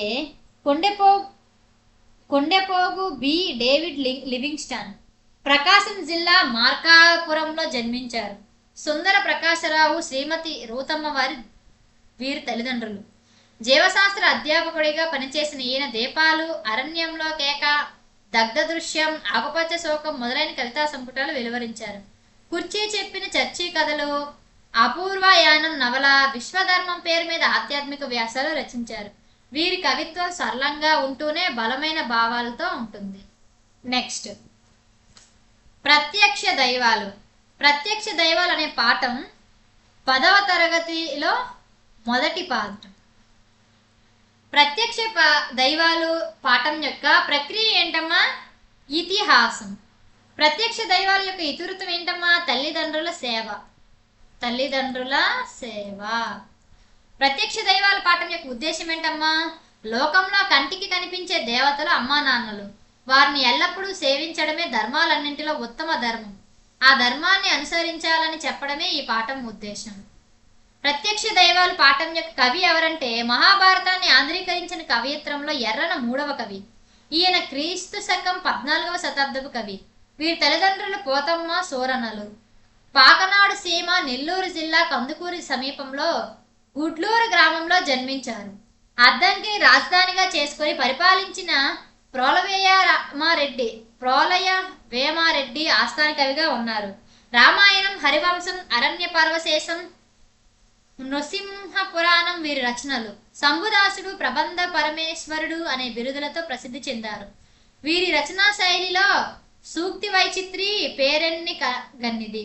ఈ పాఠం మహాభారతం అరణ్య పర్వంలోని 5వ ఆశ్వాసం నుండి స్వీకరించబడినది. నెక్స్ట్ బతుకు గంప. బతుకు గంప యొక్క ప్రక్రియ ఏంటమ్మా? కథానిక. ఏంటమ్మా? కథానిక. బతుకు గంప యొక్క ఇతివృత్తం ఏంటమ్మా? కుటుంబ విలువలు. కుటుంబ విలువలు. బతుకు గంప యొక్క ఉద్దేశం ఏంటమ్మా? మానవ జీవితంలో కష్ట సుఖాలు ఉంటాయి. కష్టాలు వచ్చినప్పుడు వాటిని ఆత్మస్థైర్యంతో ఎదుర్కోవాలి. మనకు ఉన్నతంలో తృప్తిగా జీవించాలి. తోటి వారికి చేయూతను అందించాలి. మనిషికి మనిషే తోడు, మనవత్వమే జీవిత పరమార్థాన్ని చెప్పడమే ఈ పాఠం యొక్క ఉద్దేశం. బతుకు గంప యొక్క కవిత్రి గురించి తెలుసుకున్నట్లయితే, నిరుపేదల జీవిత వాస్తవాలను కథ వస్తువుగా తీసుకొని రచనలు చేసిన కథా రచయిత్రి మూలింటి చంద్రకళ గారు. వీరు చిత్తూరు జిల్లా అరగొండలో జన్మించారు. రాజగోపాల్, విమలమ్మ వీరి తల్లిదండ్రులు. భర్త రామకృష్ణ గారి సహకారంతో కథలు, కథానికలు రాశారు. అందులో ఒక ప్రయాణం, బతుకు గంప, ఒక రైతు కథ ముఖ్యమైనవి. వీటితో పాటు భానుమతి రామకృష్ణ గారి అత్తగారి కథలకు మునిమాణిక్యం నరసింహారావు గారి కాంతం కథలకు రేడియోలో ప్రసంగ వ్యాసాలు చేశారు. ప్రస్తుత పాఠభాగం ఆమె కథల నుండి స్వీకరించబడింది. బతుకు గంప యొక్క ప్రక్రియ కథానిక గురించి తెలుసుకున్నట్లయితే, తెలుగు సాహిత్యంలో నేడు కథ, కథానిక అనేవి పర్యాయ పదాలుగా మారిపోయాయి. కథానిక వచన ప్రక్రియ వ్యక్తిత్వంలో ఒక ముఖ్య సన్నివేశాన్ని లేదా సంఘటనల మధ్య సంబంధాన్ని కళాత్మకంగా చిత్రిస్తుంది. క్లుప్తత దీని ప్రధాన లక్ష్యం. పాత్రలు, నేపథ్యము, కథనము, జీవిత వాస్తవ చిత్రణ, కంఠస్వరం కథానికలలో ముఖ్యమైన అంశాలు. నెక్స్ట్ శతక మాధుర్యం. శతక మాధుర్యం యొక్క ప్రక్రియ ఏంటమ్మా? శతకం. శతక మాధుర్యం యొక్క ఇతివృత్తం ఏంటమ్మా? నైతిక విలువలు. నైతిక విలువలు. శతక మాధుర్యం అనే పాఠం యొక్క ఉద్దేశం ఏంటండి? శతక పద్యాలు జీవన నైపుణ్యాలను ప్రబోధిస్తాయి. ఈ పద్యాల ద్వారా విద్యార్థులను ఉత్తమ పౌరులుగా, లోకజ్ఞానం కలవారిగా తీర్చిదిద్ది వారిలో నైతిక విలువలు పెంపొందించజేయడమే ఈ పాఠం యొక్క ఉద్దేశం. కవులు, పరిచయాలు. మారద వెంకయ్య 1550-1600 మధ్య కాలానికి చెందిన కవి. వీరు భాస్కర శతకం రచించారు. ఈ శతకం ఉదాహరణకు పూర్వకమైన నీతి బోధనతో కొనసాగుతుంది. ఇది తెలుగులో వచ్చిన మొదటి దృష్టాంత శతకం. దోర్జటి 16వ శతాబ్దానికి చెందినవాడు. శ్రీకృష్ణదేవరాయల అష్టదిగ్గజ కవుల్లో దోర్జటి ఒకరు. శ్రీకాళహస్తీశ్వర శతకం, శ్రీకాళహస్తి మహాత్యం రచించారు. పోతులూరు వీరబ్రహ్మేంద్ర స్వామి 17వ శతాబ్దానికి చెందిన కవి. కడప జిల్లా వాసి. కాలజ్ఞానం, కాళికాంబ సప్తసతి, సిద్ధగురు బోధ, వీర కాళికాంబ శతకం వంటి రచనలు చేశారు. వేమన క్రీస్తు శకం 1652-1730 మధ్య కాలానికి చెందిన కవి అని పరిశోధకుల అభిప్రాయం. ఈయన శ్రీ సత్యసాయి జిల్లా కటారుపల్లిలో సిద్ధి పొందారు. విశ్వదాభిరామ వినురవేమ అనే మొకటంతో ఆటవెల్లిది చందంలో పద్యాలను రచించారు. 6.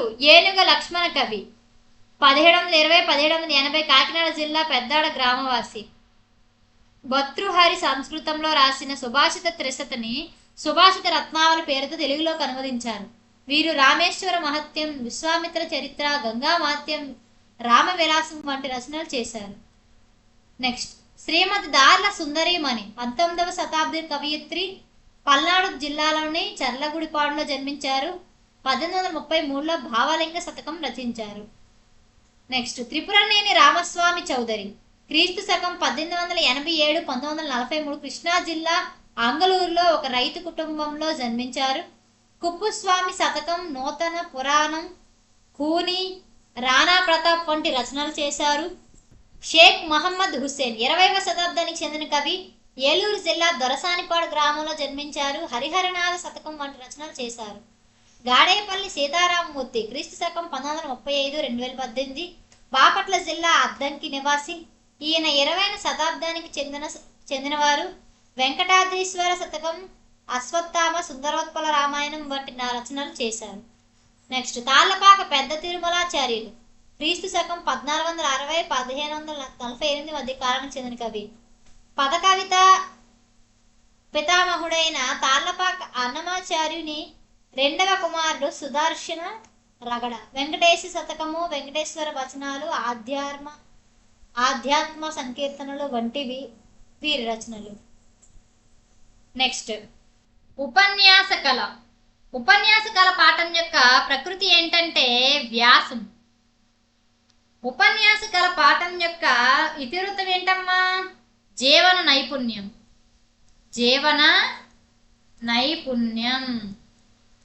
ఉపన్యాస కళ యొక్క ఉద్దేశం ఏంటంటే విద్యార్థి వ్యక్తిత్వ నిర్మాణంలో మాట చాలా ముఖ్యమైనది. ఉపన్యాసం అందులో ఒక భాగం. సభాకంపం నుండి బయటపడి మాట తీరు మెరుగుపరుచుకోవటం అవసరం. విద్యార్థులలో సంభాషణ నైపుణ్యం పెంచడం ద్వారా నలుగురిలో చక్కగా మాట్లాడేలా చేయటం ఈ పాఠం ఉద్దేశం. రచయిత్రి పరిచయం. వాసిరెడ్డి సీతాదేవి గుంటూరు జిల్లా చేబ్రోలులో జన్మించారు. నాగపూర్ విశ్వవిద్యాలయం నుంచి ఎంపీ చేశారు. 39 నవలలు, 100కి పైగా కథలు రాశారు. ఈమె రాసిన మట్టి మనిషి 14 భాషలలోకి అనువాదం చేశారు. ఈమె నవలలు దూరదర్శన్లో సీరియల్గా, సినిమాలుగా వచ్చాయి. జవహర్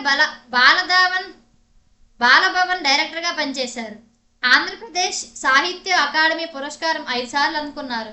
ఈమెను ఆంధ్ర పెర్ల్బెక్ అని పిలుస్తారు. ప్రస్తుత వాటి భాగం సీతాదేవి గారి సాహిత్య సామాజిక వ్యాస సంపుటి నుండి గ్రహించబడింది.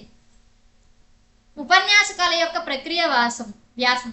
ఏదైనా ఒక విషయాన్ని తీసుకొని దాని పూర్వపరాలను చర్చిస్తూ విశ్లేషణాత్మకంగా విస్తరించి రాయడమే వ్యాసం. దీనిలో ఉపాద్ఘాతం, విషయస్మరణ, విస్తరణ, ముగింపు వంటివి ప్రధానంగాలుగా ఉంటాయి. వ్యాసంలోని విషయాన్ని బట్టి చారిత్రక, రాజకీయ, సాంస్కృతిక, శాస్త్ర, వైజ్ఞానిక, సాహిత్య, తాత్విక, ఆధ్యాత్మిక మొదలైన విభాగాలుగా విభజించవచ్చు. నెక్స్ట్, జలియన్ వాలాబాగ్. ప్రక్రియ ఖండకావ్యం. ప్రక్రియ ఏంటమ్మా? ఖండకావ్యం. ఇతివృత్తం ఏంటి? దేశభక్తి. జలియన్ వాలాబాగ్ కవి పరిచయం గురించి తెలుసుకున్నట్లయితే కవిశేఖర్ డాక్టర్ ఉమర్ ఆలీషా తూర్పుగోదావరి జిల్లా పిఠాపురంలో జన్మించారు. వీరి తల్లిదండ్రులు చాంద్ బీబీ, మొహియుద్దీన్ బాద్షా. వీరు తెలుగులో అద్భుతమైన సాహిత్యాన్ని సృష్టించి మహాకవిగా, వ్యక్తగా, అవధానిగా, ఆధ్యాత్మికవేత్తగా, బహుభాషా పండితునిగా, పార్లమెంటు సభ్యునిగా ప్రసిద్ధి చెందారు. వీరి గురుపీఠం జ్ఞానసభ పేరిట ప్రసిద్ధి చెందింది. మణిమాల, అనసూయాదేవి, చంద్రగుప్త, విషాద సౌందర్యం మొదలైన నాటకాలు రాశారు. ఖండకావ్యములు, బ్రహ్మ విద్యా విలాసం, సూఫీ వేదాంత దర్శనం, మహమ్మద్ రసూల్ వారి చారిత్ర మొదలైన పద్య గ్రంథాలు రచించారు. ఈశ్వరుడు, మహమ్మద్ వారి చరిత్ర, సాధన పదం మొదలైనవి వీరి గద్య రచనలు. వీరు ఏకాంకికలు, ప్రహసనాలు, నవలలు, కథల సంగ్రహం, అనువాదాలు మొదలైన రచనలు కూడా చేశారు. పండిట్ మౌల్వీ బిరుదులు పొందారు. ఇంటర్నేషనల్ అకాడమీ ఆఫ్ అమెరికా గౌరవ డాక్టరేట్తో వీరిని సత్కరించింది. ఈ పాఠ్యాంశం వీరి ఖండకావ్యములు అనే గ్రంథం నుంచి స్వీకరించబడింది. జలియన్ వాలాబాగ్ ప్రక్రియ ఖండకావ్యం గురించి తెలుసుకున్నట్లయితే మహాకావ్యాల నుండి రసాత్మక ఘట్టాలను లేదా ఒకే కథ వస్తువు కలిగిన స్వతంత్ర ఘట్టాన్ని తీసుకుని రాసింది. ఖండకావ్యం చారిత్రక ఘట్టాలను, స్వీయ అనుభవాలను, సన్నివేశాలను విడిగా గ్రహించి రాసిన కావ్యం కూడా ఖండకావ్యం అవుతుంది. ఇందులో ఆత్మాశ్రయ రీతి ఉంటుంది. వస్తువులోనూ, భావంలోనూ, శైలిలోనూ నవ్యత ఉంటుంది. నెక్స్ట్, ప్రకృతి సందేశం. ప్రకృతి సందేశం యొక్క ప్రక్రియ ఏంటమ్మా? గేయ ప్రక్రియ. ప్రకృతి సందేశం యొక్క ప్రక్రియ ఏంటమ్మా? గేయ ప్రక్రియ. ప్రకృతి సందేశం యొక్క ఇతివృత్తం ఏంటమ్మా? ప్రకృతి వర్ణన. ప్రకృతి వర్ణన. ప్రకృతి సందేశం యొక్క ఉద్దేశం తెలుసుకున్నట్లయితే ప్రకృతి మానవునికి చక్కని పాఠశాల. అనాదిగా మానవుడు ప్రకృతి నుంచి ఎంతో నేర్చుకున్నాడు, నేటికి నేర్చుకుంటున్నాడు. ప్రకృతిలోని చెట్టు, పుట్ట ఇలా ప్రతిదీ మనిషికి ఎన్నో సందేశాలనిస్తుంది. వాటిని విద్యార్థులకు తెలియచేయడం, ప్రకృతిని కాపాడుకోవాలని చెప్పడమే ఈ పాఠం ఉద్దేశం. ప్రకృతి సందేశం యొక్క కవి గురించి తెలుసుకున్నట్లయితే అభ్యుదయ కవిగా, రచయితగా పేరుగావించిన వైసీవి రెడ్డి పూర్తి పేరు యమ్మనూరు చినవెంకటరెడ్డి. ఈయన వైఎస్ఆర్ కడప జిల్లాలో బోనాల గ్రామంలో జన్మించారు. లక్ష్మమ్మ, కొండారెడ్డి వీరి తల్లిదండ్రులు. వీరి రచనల్లో ముఖ్యమైనవి తొలకరి చినుకులు, మేనక, రంభ, సింధూర రేఖ, దక్షిణ నేలము, వైజయంతి, పారిజాతం మొదలైన కావ్యాలు. గట్టి గింజల కథా సంపుటి నుండి రచించారు. ప్రస్తుత పాఠ్యభాగం వీరి సమగ్ర సాహిత్యం నుండి స్వీకరించబడింది. నెక్స్ట్, చేజారిన బాల్యం. చేజారిన బాల్యం యొక్క ప్రక్రియ ఏంటంటే వ్యాసం. చేజారిన బాల్యం యొక్క ఇతివృత్తం ఏంటంటే వ్యక్తిత్వ వికాసం. వ్యక్తిత్వ వికాసం. చేజారిన బాల్యం యొక్క రచయిత పరిచయం గురించి తెలుసుకున్నట్లయితే శీలా వీర్రాజు రాజమండ్రిలో జన్మించారు. వీరి తల్లిదండ్రులు వీరభద్రమ్మ, సూర్యనారాయణ. ఆయన రచయితగా, చిత్రకారుడిగా తనదైన ముద్ర వేశారు. సమాధి, మబ్బుతెరలు, రంగుటద్దాలు, ఊరు వీడ్కోలు చెప్పింది, మనసులో కుంచే మొదలైన కథా సంపుటాలు, పొడిగట్టిన సూర్యుడు, కిటికీ కన్ను, ఎర్రడబ్బా రైలు, పడుగు పేకల మధ్య జీవితం మొదలైన కవితా సంపుటాలను, మైనా కరుణించిన దేవత, వెలుగురేఖల మొదలైన నవలలను వ్రాశారు. వీరు శీలావిగా సుపరిచితుడు. 1969లో మైనా నవలకు ఆంధ్రప్రదేశ్ సాహిత్య అకాడమీ పురస్కారం లభించింది. ఈ పాఠ్యాంశం శీలా వీర్రాజు వ్యాస సంపుటి కళానికి అటు ఇటు నుండి గ్రహించబడింది. చేజారిన బాల్యం ప్రక్రియ వ్యాసం గురించి తెలుసుకున్నట్లయితే ఏదైనా ఒక విషయాన్ని తీసుకొని దాని పూర్వాపరాలను చర్చిస్తూ విశ్లేషణాత్మకంగా విస్తరించి రాసేదాన్ని వ్యాసం అంటారు. దీనిలో ఉపోద్ఘాతం, విషయ విస్తరణ, ముగింపు వంటివి ప్రధానంకాలుగా ఉంటాయి. వ్యాసంలోని విషయాన్ని బట్టి చారిత్రక, రాజకీయ, సాంస్కృతిక, శాస్త్ర, వైజ్ఞానిక, సాహిత్య, తాత్విక, ఆధ్యాత్మిక మొదలైన విభాగాలుగా విభజించవచ్చు. ఇందులో అనుభవానికి సంబంధించిన ఆత్మ కథాత్మక వ్యాసాలు కూడా ఉండవచ్చు. నెక్స్ట్, జీవని పాఠం యొక్క ప్రక్రియ ఏంటమ్మా? కథ. జీవని పాఠం యొక్క ఇతివృత్తం ఏంటమ్మా? ప్రత్యేక అవసరాల పిల్లల చేయూత. ప్రత్యేక అవసరాల పిల్లల చేయూత. జీవని పాఠం యొక్క రచయిత పరిచయం గురించి తెలుసుకున్నట్లయితే వర్ధమాన కథా రచయితల్లో డాక్టర్ వి చంద్రశేఖరరావు గారు, మహాలక్ష్మి దేవసహాయం గారు వీరి తల్లిదండ్రులు. వర్ధమాన కథా రచయితల్లో డాక్టర్ వి చంద్రశేఖరరావు ఒకరు, మహాలక్ష్మి దేవసహాయం గారు వీరి తల్లిదండ్రులు. వీరు ప్రకాశం జిల్లాలో జన్మించారు. జీవని, మాయాలాంతరు, ద్రోహవృక్షం, లెనిన్ ప్లేస్ మొదలైన కథా సంపుటాలు, నల్ల మిరియం చెట్టు, 5 హంసలు, ఆకుపచ్చని దేశం నవలను వ్రాశారు. జీవని కథ నాటకంగా రూపొందించి 1991లో ఆకాశవాణిగా ప్రసారమై జాతీయ స్థాయిలో ఉత్తమ నాటకంగా బహుమతి పొందింది. వీరు కథాశిల్పంలో నూతన ఒరవడి సృష్టించారు. ఈ పాఠం వీరి జీవని కథల సంపుటి నుండి గ్రహించబడింది. జీవని యొక్క ప్రక్రియ కథ గురించి తెలుసుకున్నట్లయితే కథ, కథానిక అనేవి నేడు పర్యాయ పదాలుగా వాడుతున్నాం. కథ సాహిత్య ప్రక్రియ వ్యక్తి జీవితంలోని ఒక ముఖ్య సన్నివేశాన్ని, సంఘటనల మధ్య సంబంధాన్ని కళాత్మకంగా చిత్రిస్తుంది. క్లుప్తత దీని లక్ష్యం. పాత్రలు, నేపథ్యం, కథనం, జీవిత వాస్తవిక చిత్రణ ఇందులో ముఖ్యాంశాలుగా కనిపిస్తాయి. నెక్స్ట్, రాజధర్మం. రాజధర్మం పాఠం యొక్క ప్రక్రియ ఏంటమ్మా? ప్రబంధం.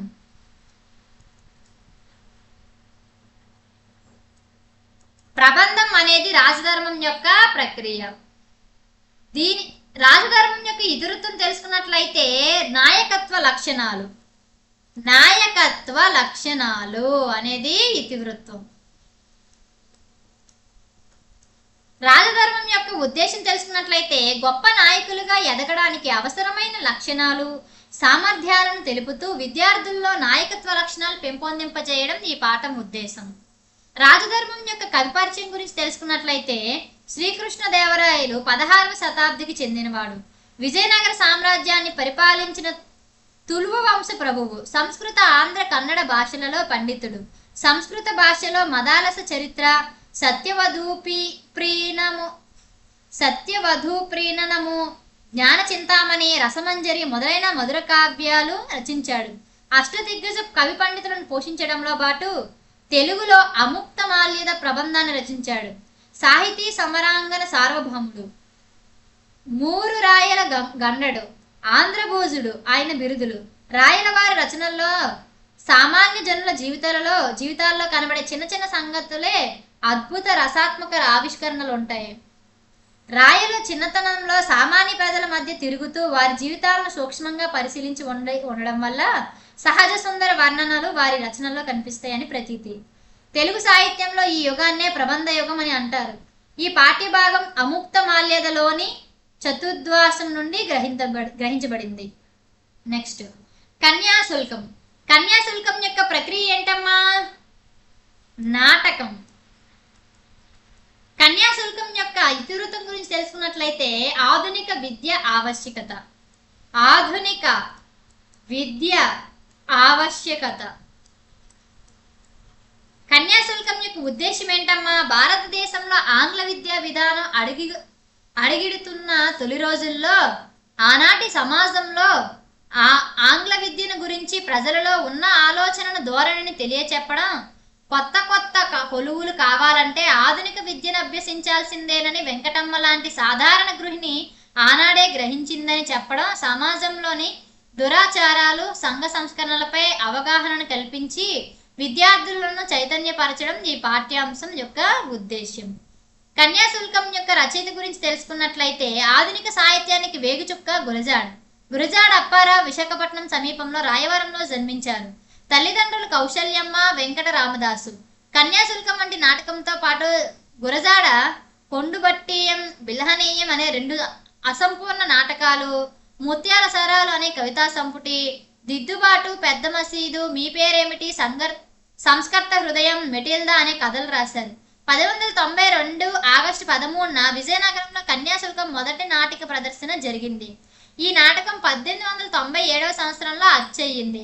చేర్పులు మార్పులతో 1999లో 2వ కూర్పు వచ్చింది. ప్రస్తుత పాఠ్యభాగం కన్యాశుల్కం నాటకంలోని ద్వితీయాంకం మొదటి భాగం నుండి స్వీకరించబడింది.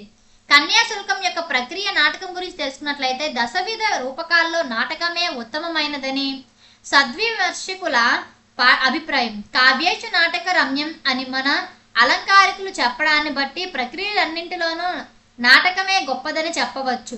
సమస్త సాహితీ ప్రక్రియల సమాహారం నాటకం. ఇతర సాహిత్య ప్రక్రియల లక్షణాలు ఇందులో ఇమిడిపోయి ఉండడం వల్ల నాటక ప్రక్రియ అగ్రస్థానం పొందింది. నటుల చేత ప్రదర్శించబడేది నాటకం. నాటకంలో 4 నుంచి 10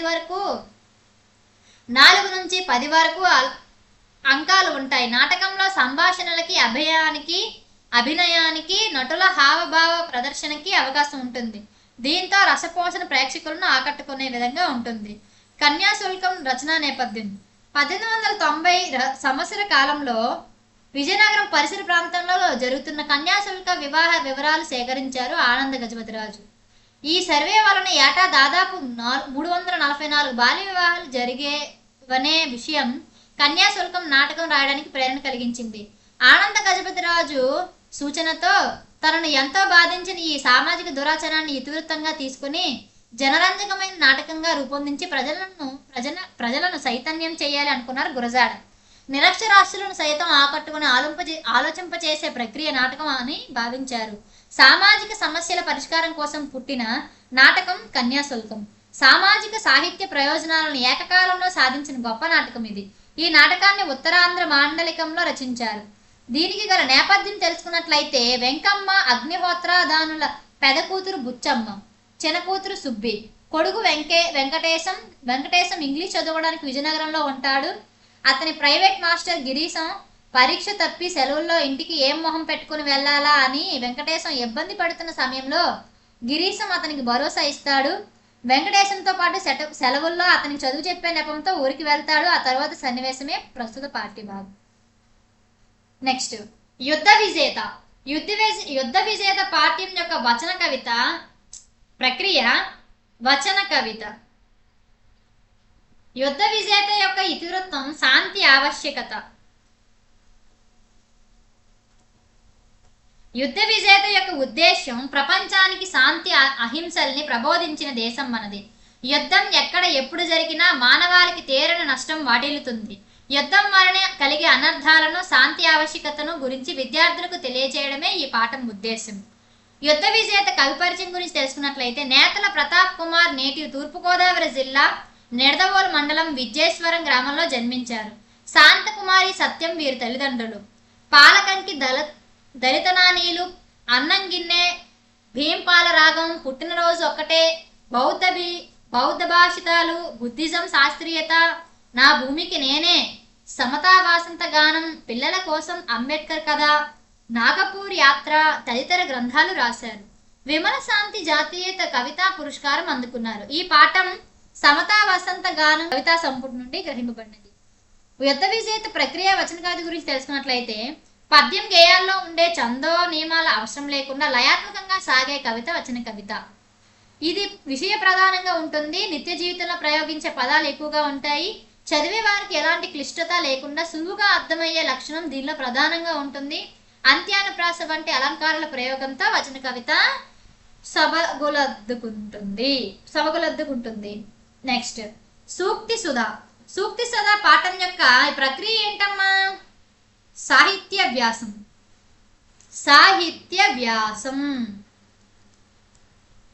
సూక్తి సుధ యొక్క ఇతివృత్తం ఏంటమ్మా? ఉత్తమ మానవ గుణాలు.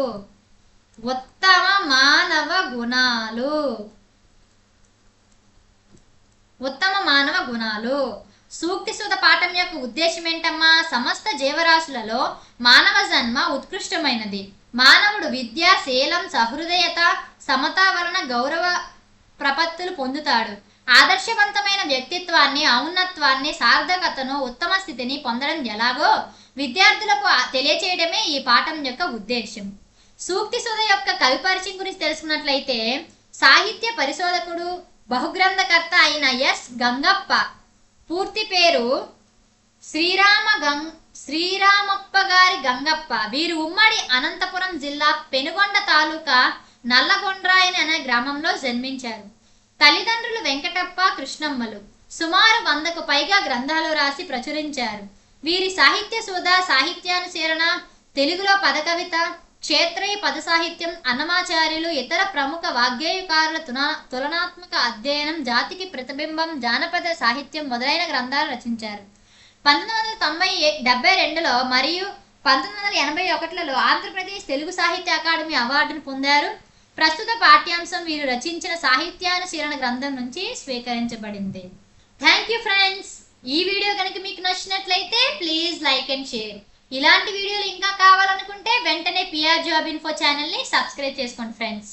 ఇంకా ఏదైనా కొత్త నోటిఫికేషన్ గురించి కానీ, ఇంపార్టెంట్ బిట్స్ కానీ, సబ్జెక్ట్ గురించి కానీ చెప్పాలనుకుంటే వెంటనే కామెంట్ బాక్స్లో కామెంట్ చేయండి. నేను వీడియో చేసి అప్లోడ్ చేస్తాను. Thank you friends.